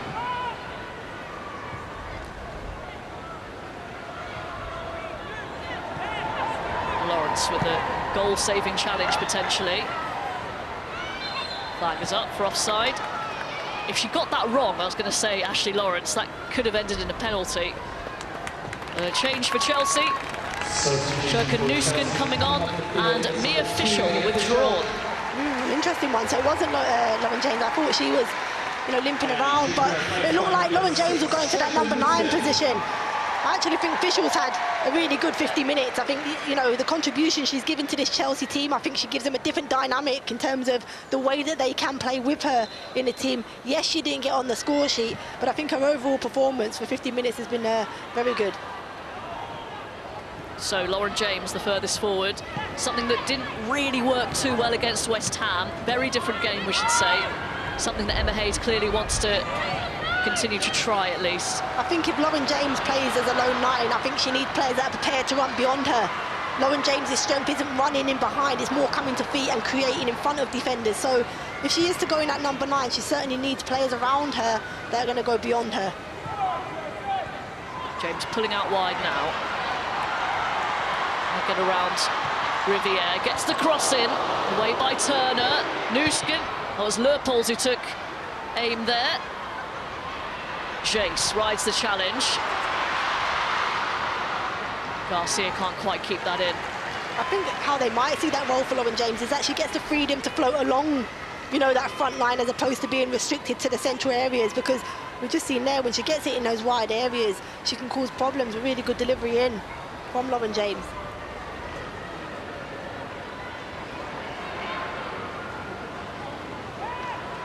Here's Nuskin. Does really well.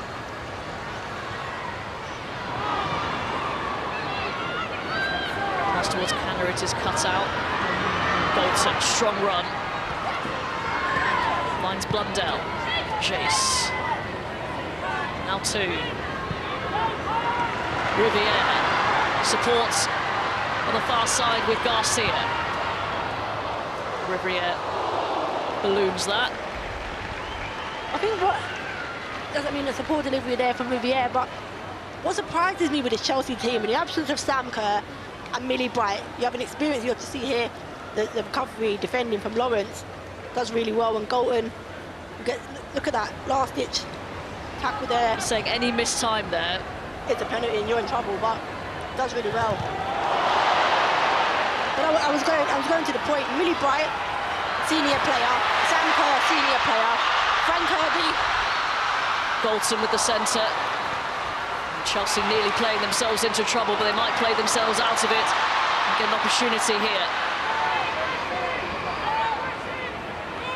Yeah, Frank Kirby, a senior player who we believe is fully fit now and able to play.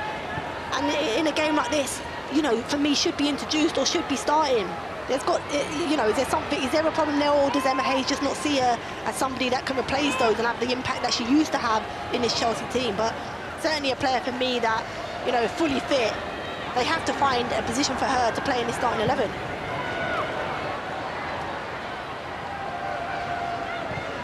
Zellen finds two. Neat to find Lads.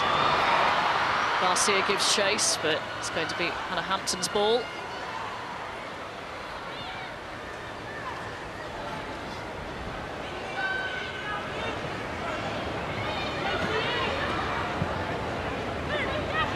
Canneries.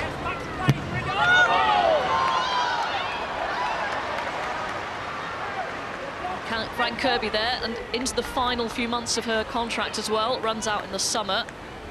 Just wonder, the players in that sort of position with Emma Hayes going as well, just slightly complicates things. So don't know who's going to be in charge at the start of next season.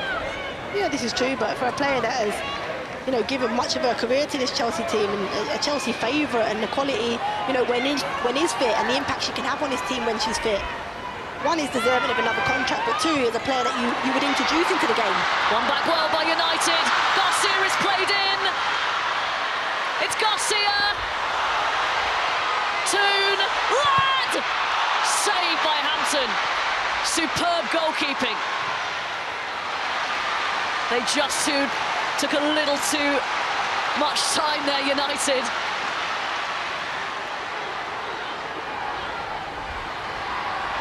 Golton having their best spell of the match, United.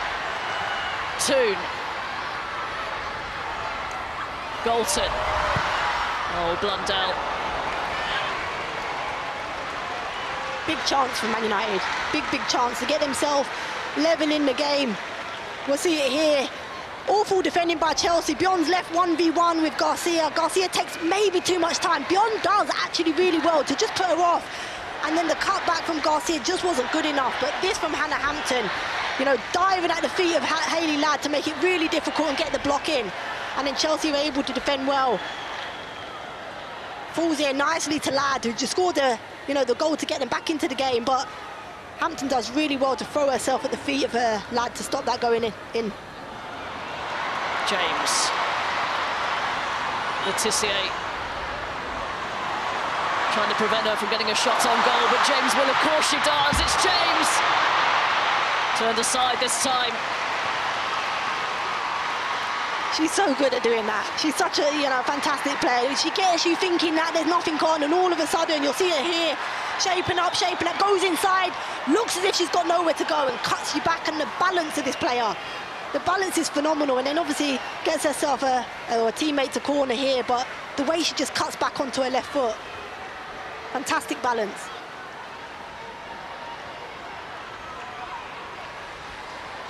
Earps saving from her this time, prevents her England teammate from securing the hat-trick.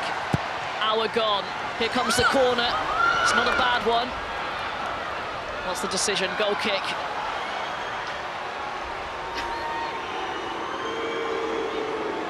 Not sure anybody knew, was that a goal kick or a corner? Katie Zellum seems to be holding her head, so could it have been her that had the last contact?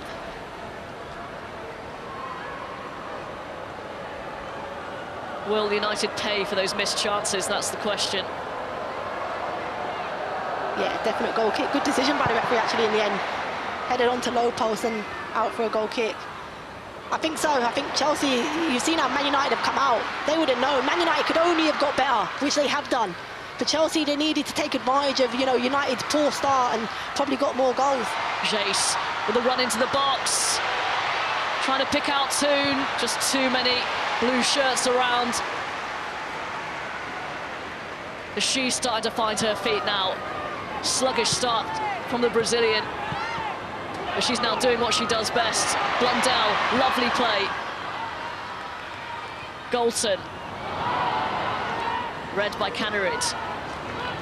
Finds Lawrence. Well, it's opening up for Ashley Lawrence here. I think Emma Hayes made that change too early in official coming off. She's somebody that can release pressure because she can hold up play. So just United got in behind there, but she could have held up play. So in these moments when Emma would have known momentum will shift, she knew that there needed to be a reaction from Manchester United. There has been, and now they can't seem to get away from the pressure and get out of their half, Chelsea. Here goes Lauren James.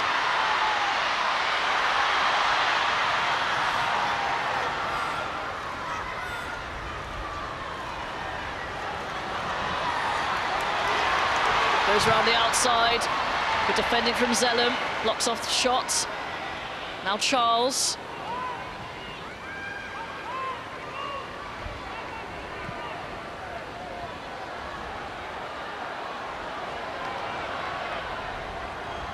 Wrighton. Back to Niamh Charles. Good tracking by Hayley Ladd. Zellum. Oh, Galton. Bit of a tired ball, that. Galton does really well to rectify the situation. Oh, she's given it away. Cannerid. Here's Leupolz. Oh, it's an effort. Improvisation from right in there. Looked like it was behind her as the delivery came in from Leupolz. We thought you could hear the crowd shouting for shoot to get to delivery, and yeah, it's behind her and outside of the right foot and tries to hook it towards goal.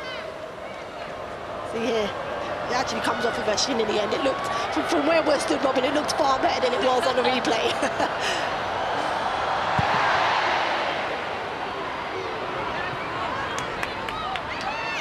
Leupolz picks it up.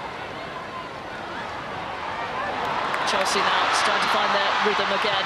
Cannerid. Off Turner for a corner.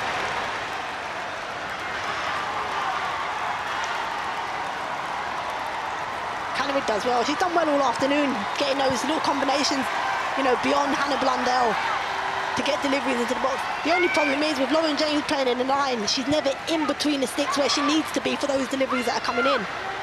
Here is James. Superb delivery. Brilliant save from Mary Earps. Goal kick. That was a great head around the back. It was a really good delivery in from Lauren James, and it was Bjorn actually that got herself around the back post. You'll see it here. Really good deep delivery from Lauren James. Bjorn heads back towards goal. I think it was saved by the post there. We'll see again here. Really good header. Yep, the post saves Manchester United. And then it goes out off Charles for a goal kick.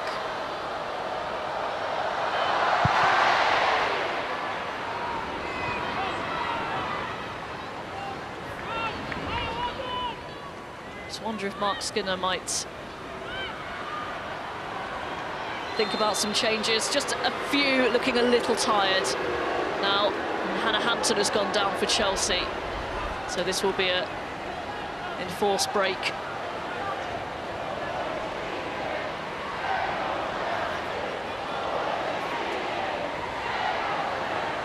An interesting one. Normally when this happens, the team will go to the sideline. It doesn't look as if it's a tactical one from Emma Hayes. Could have taken the glove off. Yeah, it could have come from the block that she come out when she smothered the feet of Hayley Ladd, maybe.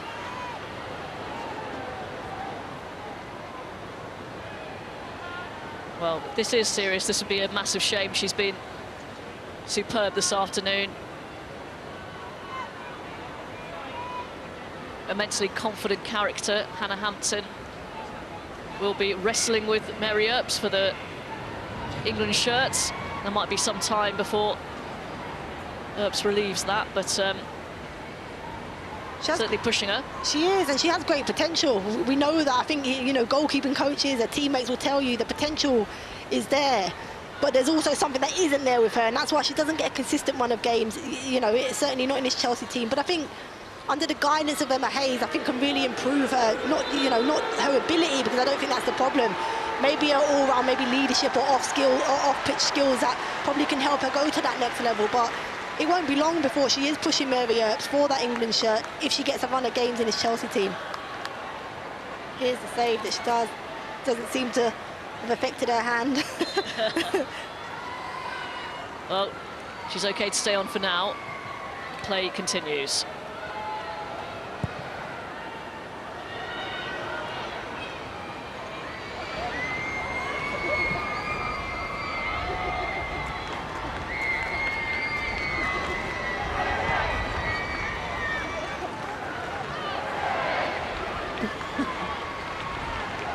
Good movement from Blundell. Jace goes down quickly. Buchanan.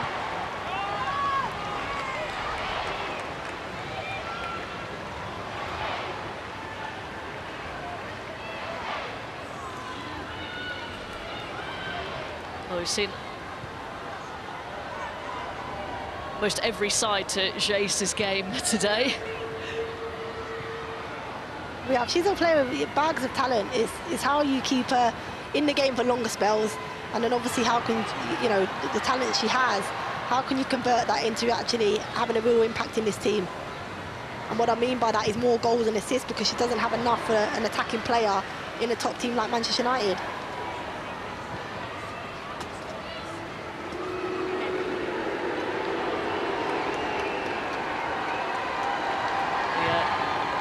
Manchester United fans implying that Hannah Hampton's break wasn't exactly one that needed to happen. Toon trying to play it out for Garcia, but the flag is up. Offside, free kick for Chelsea.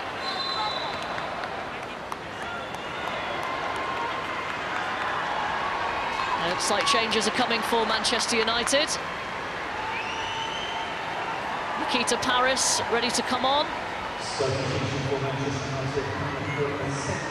Lucia Garcia is off.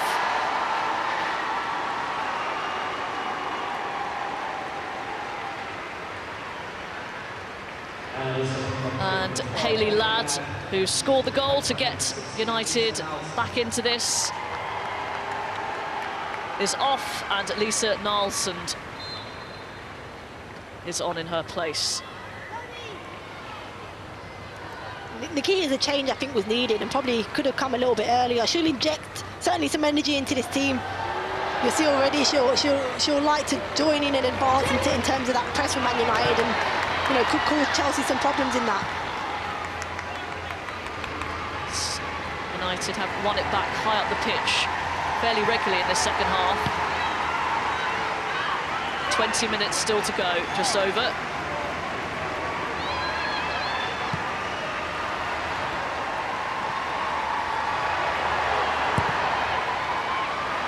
With the up and under.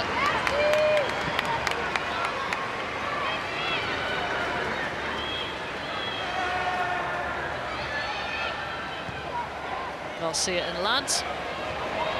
Lap of the pitch. Thankfully for them, managed to bypass their fans on the way. Yeah, I actually think Ladd had a really good game. Interesting change with that one. Garcia couldn't work herself into the game.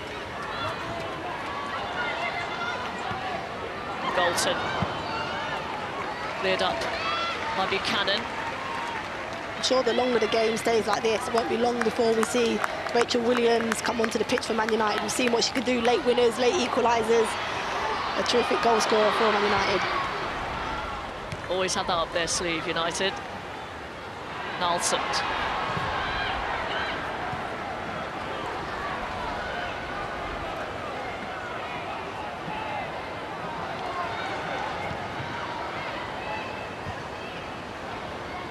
Lawrence. Cannerid. Zellum there first. Luska stretches out a long leg. That stayed in, but Toon is offside.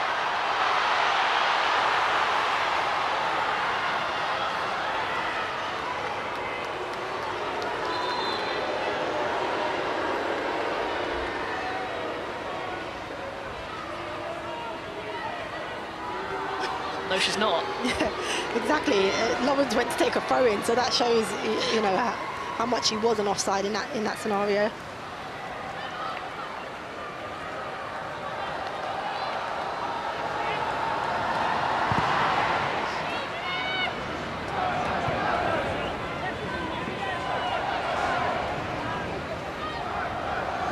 Whiten's header.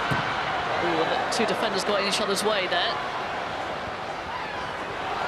Cannerid, away by Blundell, only as far as Cuthbert. It's James, shut down by Riviere. Superb challenge.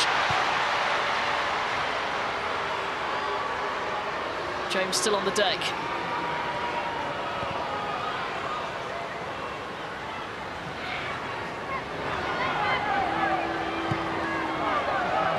Cannerid. Houston can't keep hold of it. Turner brings it away. Paris. Oh, just stood on the ball. Great challenge from Zellum.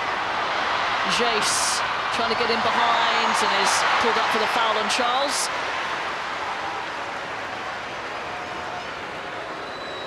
Silly foul to give away when you've got Charles facing her own goal. Here, look, they're in a battle. Don't need to do that. Can keep the pressure on from behind and, you know, get her teammates up around her. Jace doesn't need to foul Charles there. Here's the chance for Lauren James on the outside. Does really well. Riviere, she does really well to get the block in there. I think you see Lauren goes down with a little bit of cramp. Initially, I thought it could be the knee, but a little bit of cramp for Lauren James. Cuthbert does so well to shield the ball. Plays in Cannerid. Give and go. Riviere's there again.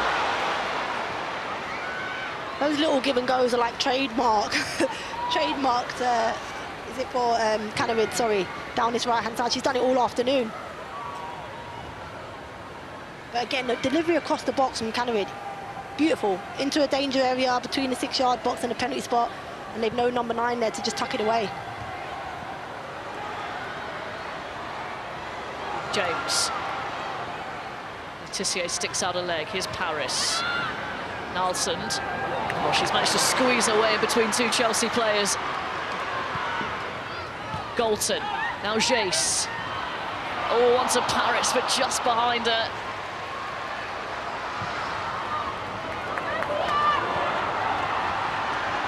Blundell still full of running. She must be one of the fittest players in this league. She is. I think it's one of her, you know, a huge attribute of hers. She's very athletic, can get up and down one of these wide areas. Oh, Galton falls nicely for her. Galton is in. Down she goes. No penalty. Well, that is a big call. Big call from Abigail Byrne. Well, the referee's in a good position. I'd love to see the replay from where I was stood. I thought she was lucky, Lawrence, to get away with this. But let's see as it goes in here. Yeah, nothing in it. I think that, you know, great decision there from the referee. I think Gowan's trying to buy a penalty here. Lawrence, not much in it. Certainly not enough to give the penalty. And if the game did have VAR, they wouldn't overturn that decision from the ref. Well, that was a close call, but it seemed like it was the right one.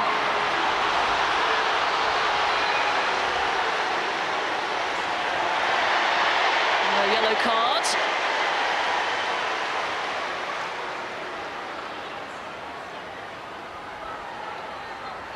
Not quite sure who's been given the yellow there. I think it was Nikita Paris, yeah. Bit of frustration. Probably thought they should have had a penalty. Nikita's the type of player that, you know, will really get frustrated by those decisions.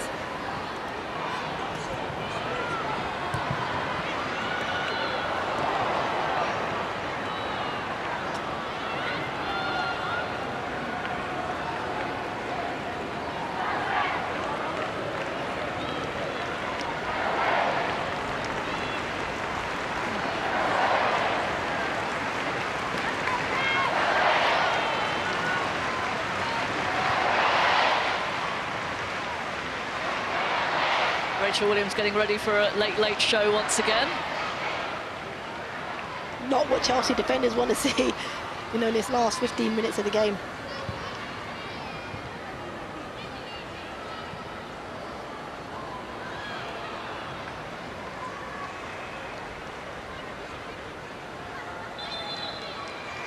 Well, apparently it was a yellow card for Erin Cuthbert.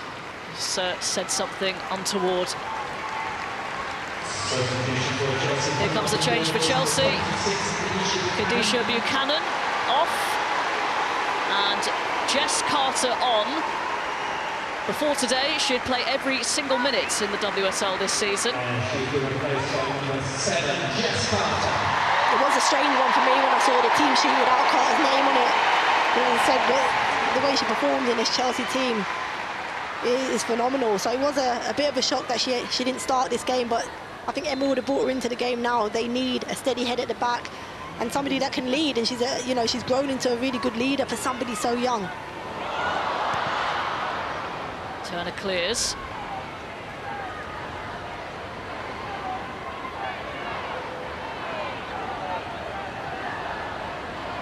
Still time for Manchester United to get something out of this. Still time for Chelsea to wrap it up. Good play from Nalsund. Blundell. Toon. Just sells Blundell a little short, but Turner on hand.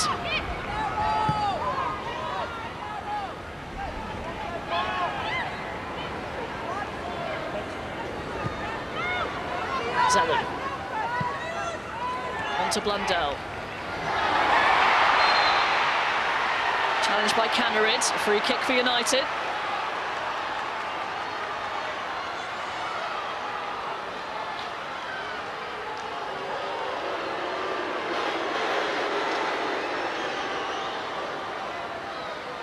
I mean, you can see Mark Skinner complaining. I understand that they've been given the free kick. Some free kicks don't always have to be, followed by a yellow card or a caution. So for me, it was a foul. Yes, the free kick's been given. There should be no complaints. It's not persistent fouling from Canarid. They're both challenging for a ball. She gets cut back in, and her legs just dangling. Zellen towards Turner, away by Charles. Hooked clear.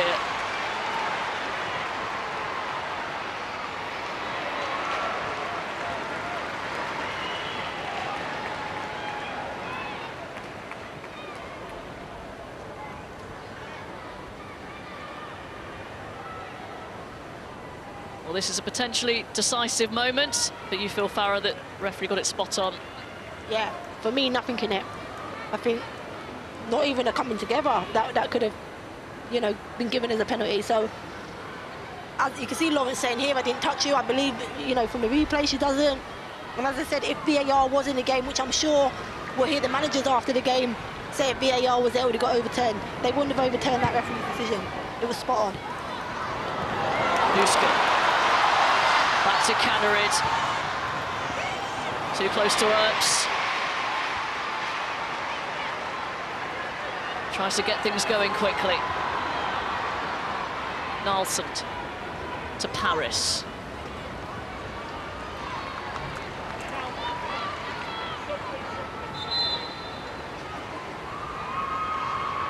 And here she comes. So many times the super sub, Rachel Williams, on for Ella Toon.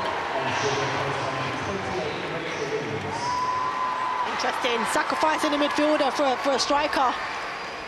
They are going for it. Mark Skinner, you can see here, Ella Toon coming out, and Rachel Williams coming in, but she'll certainly put the pressure on this Chelsea back line in this last 10 minutes of the game. 6 goals this season, 4 in the WSL, all off the bench. James. Opening on to Wrighton.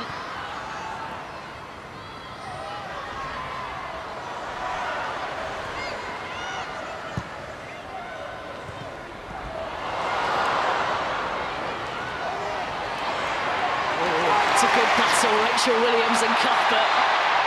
And eventually, the referee's given it Chelsea's way. So strong, so tenacious, Erin Cuthbert, you know, a player that I really enjoy watching. See there, goes into a physical battle with Rachel Williams. Not many would choose to do that. Comes out on top, does well here, and you can see Nikita comes wrong side, and you'll see here gets the better of Rachel Williams, and then Nikita Paris isn't having any of that and just shoves into her. So yeah, it's a free kick in a dangerous area for Chelsea. A wee foul on the wee Scot. Something like that. I didn't want to say.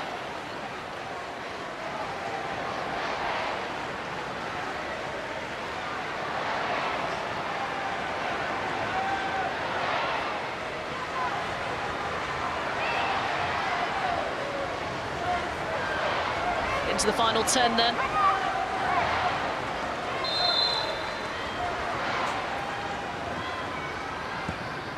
Brighton, away by Paris. Corner kick.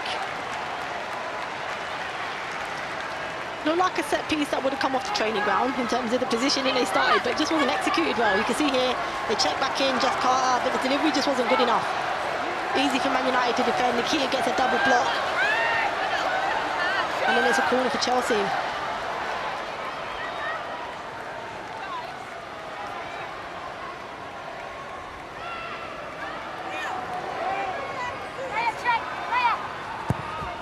Brighton again with a delivery.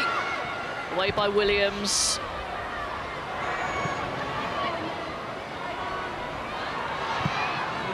Comes upfield by Zellum.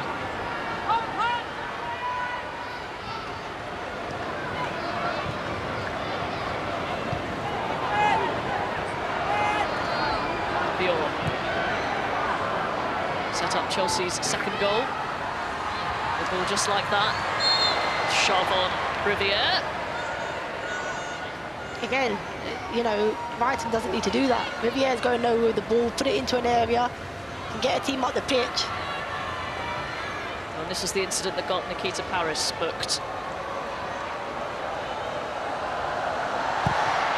So she is on a booking as well.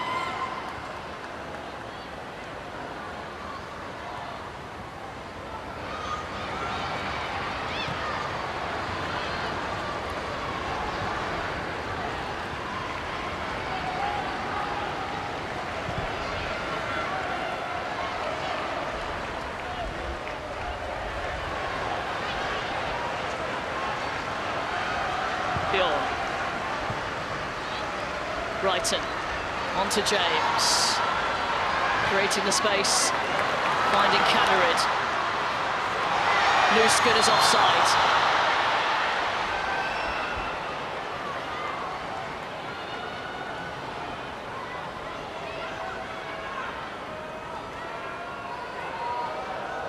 They do well, Chelsea, to get it out through the switch. You know, Lauren James switches it out, but Luskin just runs herself offside and should have been more patient in her, you know, in her movement forward. It's fallen nicely here for Lauren James. Can she withstand this victory? Of course she can. Lauren James with another Stamford Bridge hat-trick to confirm victory for Chelsea. Goal for Chelsea, the hat-trick for number 10. It is just too simple.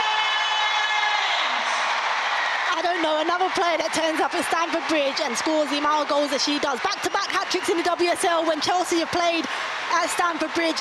Hasn't been in the game in this second half as much as she probably would have liked to, or like she impacted the first half, but you give Lauren James a chance, you let her go 1v1 with your goalkeeper. You can see here, not involved, doesn't want the ball, and all of a sudden it comes to her. She eats up the ground, the Tissier can't get near her, and then the composure to just slot it past Mary Earps into the bottom corner. She does really well. No defenders catching Lauren James in these areas. Takes it offline, takes it off angle, gives herself an opportunity to open the goal up. You'll see here, she's dribbling on a straight line and she just nudges it to the left, allows her to open up the goal and slot it home with her left foot. And it's a hat-trick for Lauren James. Calm, composed, clinical. Lauren James. I love this with the fans, Robin. Lauren James celebrating with the fans. They would have loved that moment. Here's Rachel Williams. Long way back now for Manchester United with just 4 minutes of normal time remaining. Blundell. Teasing ball in, and Hampton came and didn't get much on it. Oh, according to the referee, she got nothing on it. You saw the sneaky look there from Hampton. She knows she got a touch in it, but Hampton doesn't need to get involved in this. This is a delivery that a goalkeeper, you know, certainly Hannah Hampton doesn't need to come and try and make any contact. Delivery was long. Let your defenders defend. She ain't going to collect it. It's gone beyond her. She was lucky to get away with that one because she did actually give the corner away.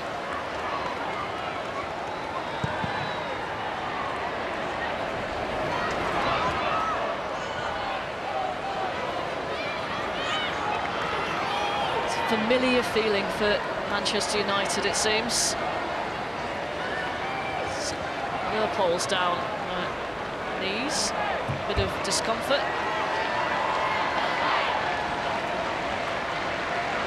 Over ankle, you can see as it goes from grass, I think it's the 3G on the side. You know, the level of the pitch there, she's probably just rolled it slightly on there.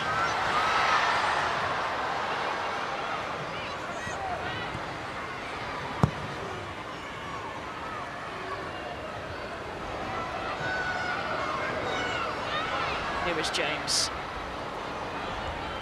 Attempted the back heel. If we are to have a wide discussion about James Farrell, we were at the Emirates when they lost heavily to Arsenal. She didn't have a good game, and she also perhaps could have been sent off. Need more days like this than those. Well, she showed today, that, you know, what she can deliver, and it's something that, you know, I'm sure Emma Hayes and Lauren James herself is working on, more of that consistency in their performances. And you know, when she's not able to get herself involved in the game, how can she get herself involved? And their learning curve, she's a young player. Obviously with great potential. She's being replaced now by Frank Kirby and, you know, another unbelievable talent, long time out of the game. Somebody should have been introduced, Robin, a little bit earlier, in my opinion. Lauren James receives her standing ovation. This is her manner. She certainly enjoys being here, that's for sure. Well, she spoke last time, post-Liverpool, post her hat-trick, that she was doing it all for Emma Hayes. As we mentioned, a huge motivation and more responsibility as well now on Lauren James' shoulders without Sam Kerr. There will be, and we forget she's still young. She's still in that development phase of her game. You know, obviously advanced more than other girls around her age, but the talent is unquestionable, and it's other stuff that she can work on, and she's aware of that, and Emma Hayes is, and she's in good guidance. You know, a good family as well. You know, her dad Nigel, you know, how he is with her. She's got great people around her.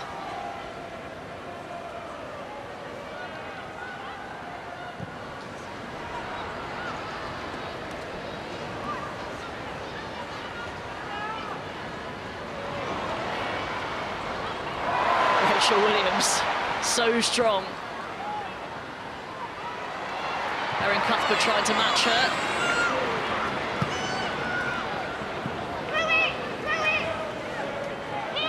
And where does this leave Manchester United? Farah, it's been a good performance in patches today, but that's all it's been. And that's all it's been all season. In most of their games, they'll have good spells. It's not consistent enough. You know, the period of time that they perform in 90 minutes isn't long enough, you know, to give themselves opportunities. But they're 10 points behind now. They'll be 10 points behind after this game. Chelsea, so, you know, that gap in terms of, you know, trying to compete with Chelsea for the league, in my opinion, is too far-fetched. And at 2-1, they had opportunities. Big opportunities. They've got one here to try and get a goal before the end of the game. 7 minutes added. If it's going to come, it's going to have to come soon. Zellum towards the back post, and Paris gets the flick on, away by Carter. Paris there again. Corner kick.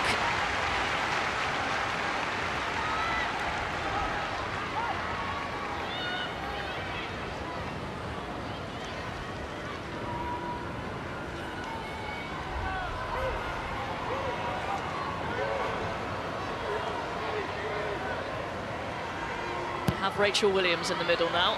And that's where the target is. Bit of a mess in there. Oh, Jace. What a bad effort. It's a great effort. When you've got players like Rachel Williams on the pitch, you know, from set pieces, you give yourself a chance. And this is a really good delivery in from Zellum. Straight onto the head of Rachel Williams, and it's blocked by her own teammate, Galton. It was on target, and then Jesus follows up with the clearance here. It comes out to Jace. You know, she hits it back in, but doesn't do anything to Hannah Hampton in the Chelsea goal.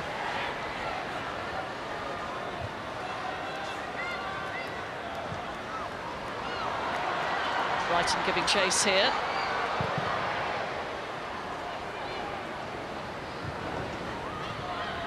Here's Zellum. Cuthbert.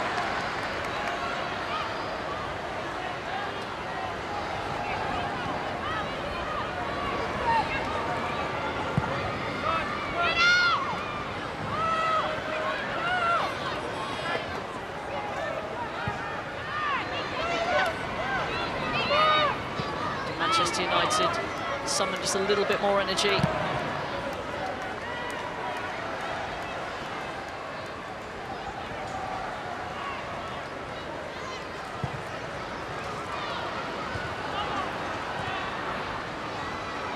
Cuthbert, dispossessed by Williams. Onto Galton. Nalsund. Oh. Not an easy chance that, no backlift. No, it wasn't, and I don't think Hampton in the Chelsea goal was expecting that to come at her. You just see this save here, no backlift, toe punt, it looked like toe punt punted it out. You know, really good strike towards goal, but Hannah Hampton certainly wasn't expecting that and made a bit of it. She definitely did. Enjoying the BBC cameras being here, perhaps. Yeah, exactly.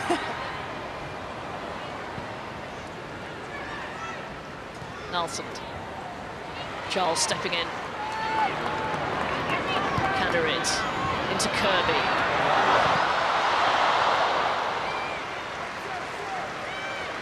As we approach the final few minutes of stoppage time. Past was in the balance, your player of the match. Farah. You know, it was a difficult one until Lauren James got her hat-trick. Erin Cuthbert has been phenomenal for me. I think, you know, she's been in that midfield area in terms of in possession, out of possession, has been really aggressive in what Chelsea needed. Kirby delayed the shot, and Nusken, it's a wild one in the end. Yeah, I was saying Erin Cuthbert would have been my choice of player of the match, but with Lauren James getting that hat-trick, the way she, you know, has finished the game off, it couldn't have gone to another player other than her. Another hat-trick, another player of the match for Lauren James. That was a big chance, by the way, for Frank Kirby. She took a whack in the face, but it comes back into her, and she has a big opportunity to put it away there. The late change for Manchester United, Hannah Blundell off and Gemma Evans on. The substitute appearance for Evans. Chase picks it up.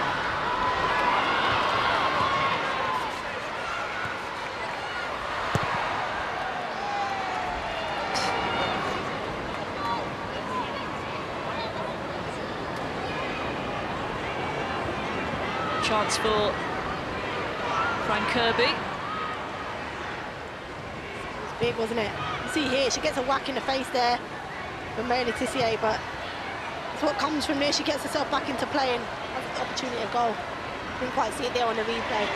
But that was a potentially she's asking for a penalty there. Galton in behind.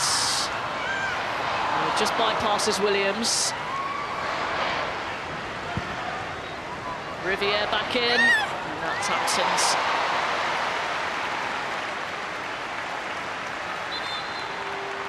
She might have landed awkwardly, Hannah Hampton.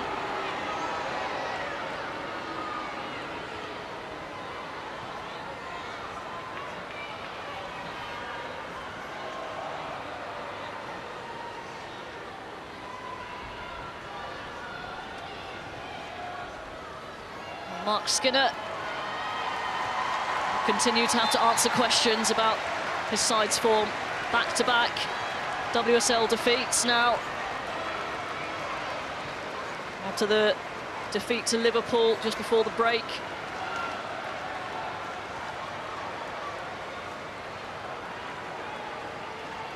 Three defeats in their last 5 in the WSL.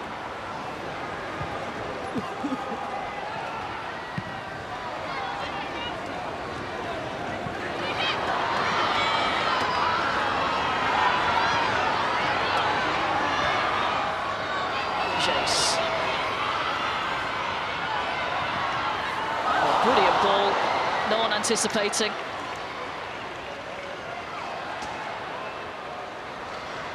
Stayed in play. Stayed in play, went out the other side of the pitch, and Charles is coming out with it. Here's Kirby. Cannerid.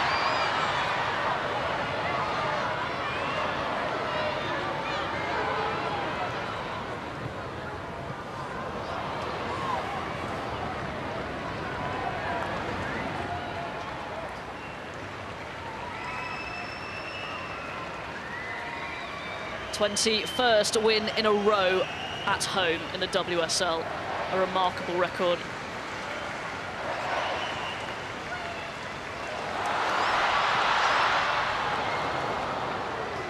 It's skewed wide.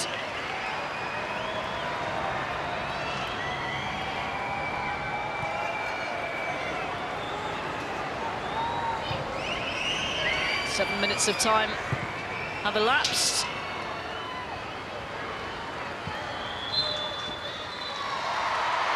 And there we have it. Another hurdle cleared in the race for the title for Chelsea. This match in the balance for some time in the second half. But another hat-trick, a second in a row at Stamford Bridge in the WSL for Lauren James, means they go back 3 points clear at the top of the WSL. Making light once again of another bit of adversity. The loss of Sam Kerr, they just keep going. Manchester United now 10 points off the top of the WSL and will be aiming for Champions League football, but even that might be beyond Mark Skinner and Manchester United now. Big result, a lot of consequences on this one, Farrah. Yeah, I think Mark Skinner knew that. You can see him there. He's not too happy with the officials there at the end of the game, but I don't think there's any complaints. I don't think his team turned up. You know, they left it until the second half or late on in the first half to try getting himself back into it. I think Chelsea were the better team over the 90 minutes. We saw what Man United could do in glimpses, but it just wasn't enough over 90. So I think Mark needs to take a look at his players as well, because, you know, yes, they had a response in the second half, but that response was needed at the kickoff. They left it too late, so yeah, it's a big win for Chelsea, and how this impacts Man United being 10 points behind Chelsea is huge. Another box tick then, Chelsea on their way once again. The champions have beaten Manchester United here at Stamford Bridge by 3 goals to 1. Thank you, Robin. Thank you, Farrah. Yes, over 20,000 in the bridge here. And Chelsea putting on a show for them, getting the job done. Ellen, were you impressed with the reigning champions today? I was in the first half. They took a little bit of their foot off the gas second half, but then Man United did come really firing in that second half. But Lauren James, what a player. She completely put it to bed in the last kind of 10-15 minutes. So yeah, overall I think Chelsea will be delighted with that 3 points. I think they showed why everyone's talking about them and getting another championship, another WSL championship this season, because even though they didn't have it all their own way in the second half, they got the job done. They found different ways of doing it. Lauren James is that little bit of magic that you need. She was consistent. The way she played and the position she played was varied, and that's difficult to deal with from a Manchester United perspective. But as Ellen said, Manchester United just did not show up. Chelsea did on the big stage and got himself another step closer to winning another title. Yeah, Emma Hayes calling in her team, her coaching staff there. Hopefully she'll come over and join us very soon. Let's have a quick look at how things stand in the WSL. Chelsea remain top of the table with 28 points, 10 clear now of Manchester United. Looks like it's going to be an uphill struggle for them now. Do you think it's game over for them, Ellen? Well, I think so. Unless they have a flawless rest of the season and the other three go on and lose most of their games, it's going to be very, very hard for them to even reach those Champions League spots, let alone win the title. I think they'll be bitterly disappointed not to have come away or put up a better fight because they needed those 3 points. What's the biggest frustration, do you think? We've seen banners with Skinner out, but what is the frustration? The frustration is that the way United started the second half and the problems that they caused them and ultimately getting a goal back and getting a foothold back into the game, we saw none of that in the first half. The first half, they were so apathetic. There was no intensity, there was no desire to want to go out and even compete. They could have been 3-4-0 down at half-time, and if a manager's not getting that fire out of a team, I think that's probably the frustration with fans. Is it always hard though when you lose such star players to try and rebuild and go again? They've had time to do that, and galvanising a team and getting a desire and a performance and an energy and an effort out of a team is not something that comes with losing big players. Okay, well actually let's get over to Joe Curry right now. It's with the player of the match, Lauren James. Well, Lauren, I can see you waving at the fans there. A big win at the Bridge, a hat-trick for yourself against the title rivals. How do you sum up an afternoon like today? It's always tough playing against Man United, but I mean, with the fans behind us at Stamford Bridge, we love playing here, and yeah, I think our performance from the start today, you know, you could tell everyone was up for it. And you talk about being up for it. What is it about you and playing here that brings out the best in you? I really don't know the answer to that. I just love scoring, and yeah, I try to do that as much as possible to help the team win. The United fans were giving you a little bit of grief before that first goal, and then you got to go and celebrate it in front of them. How much did you enjoy silencing the United fans today? Yeah, for sure, but I think for me it's just about focusing on what I can do and silencing anyone who's hating as well. So yeah, I just got to focus on myself and focus on helping the team. LJ, you are one cool cookie. You're the Barclays player of the match. Congratulations. Thank you.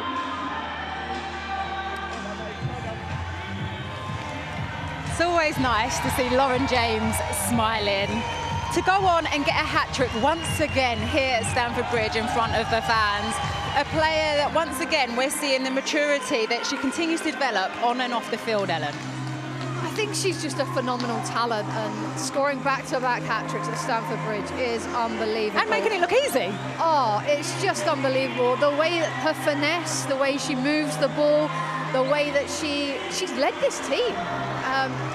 I think she's really come into her own, and I think for me it's just her calmness in the way that she approaches the game and scoring goals, and this goal, you know, it's beautiful play, a lot of time, too much time if anything in the Manchester United box, but the way she strokes that into the back of the net, and unselfish play from Kenrid there as well, just to set it off to Lauren James. It's her ability to read the play and just to hang out on that back post, see where the space is in a congested, tight area. You know, that's the maturity for me that is most impressive, a reading of the game. See here, she gets in between two defenders and makes this look so simple. It's just the way she allows the ball to come across her shoulder, let it bounce, and then take that on the half volley is just superb, and something which I don't think you can teach either. And again, this third goal came from another goal kick from Manchester United, but the way she drove at the defenders and then just that finish is really lovely, and she actually takes the ball a little bit to her left to really kind of give the eyes to Mary and then slot that in, but a perfect goal. Yeah, Chelsea's top goal scorer in the WSL this season. And actually, we've got someone alongside us right now that can tell us a bit more about Lauren James. Happy with her performance today, Emma? I am, I really am. I thought the front two, they led the way for the team. And I thought she was impressive both sides of the ball. Emma, can you tell us a bit more about Lauren? Obviously, she went through a lot before Christmas with the abuse she was receiving online and the maturity that you're having to work with her on and off the field. Yeah, listen, human beings are not simple. There's a lot of complexities involved with Lauren, but she's a genius footballer, and I'm happy for her. I think she wanted to demonstrate in front of the home fans she could step forward. She shows she can do it as a 10, a 9 in the second half. Her hold-up play is unbelievable, it really is. I know you're always a manager striving for more, huge 3 points today, but how happy, or if not, with the performance today for your team? I thought we were superb. First half particularly. Listen, I made brave decisions today, especially starting at the back, and I think it paid off. And we want to keep evolving as a team, and I said it to Paul Green before the game. I can't help it. I don't make safe choices. No matter what, I will leave the team in the best place possible, and I want to keep developing the young players. Well, tell us a bit more about that, Emma, because you said that you're going to have a role with who walks through the door to replace you. Where are you with that at the moment? Well, Paul Green's leading that search. It's him that sort of shortlisted everyone along with the sporting directors. They've asked my opinion, but I think it's important they make that decision, because I don't want someone ringing me up in a couple of years saying it was me that made it. No, the club have to make that decision. I have no doubt they will select the right person. But no one's ever called you predictable or boring, so we appreciate that, because that's entertainment. With regards to a lot of talk about number 9 Sam Kerr being out, the answer of do you need a number 9, was that there today for everyone to see? Yeah, of course, but you know, everybody has to take their turns in that. You know, Lauren took that today, I think, for the team. There's other moments. Mia came on last week. There was a lot of young players out there that had to shoulder a lot of responsibility as the champions. I thought they were under pressure, but they handled it superbly. I mean, the goal before half-time, completely against the run of play, is going to make it a game. I think we deserve to win the game. Emma, just one quick one before I let you go. Yeah. Wednesday night, a huge one here in the Champions League. How badly do you want to get your hands on that trophy before you leave? Al, you know, we had the most incredible team in 2006, and winning the quadruple as an assistant coach at Arsenal was one of my proudest achievements. I'm not governed by the fact that I'd love to do it with this football club, but I proudly possess a winner's medal, thanks. OK, thanks for joining us, Emma. Well done for today. Guys, here, I'll take that from you. See you later. OK, you two, thank you so much for joining me today. Always a pleasure. Just a reminder, you can catch all the highlights from what's going on today in the WSL on the Women's Football Show on BBC One at 11:15 tonight, at an earlier time on the BBC Red Button from 10 o'clock. We'll see you next week. Here we go, high stakes game. James, 1-0, and it's Lauren James. Lovely ball over the top, it's James!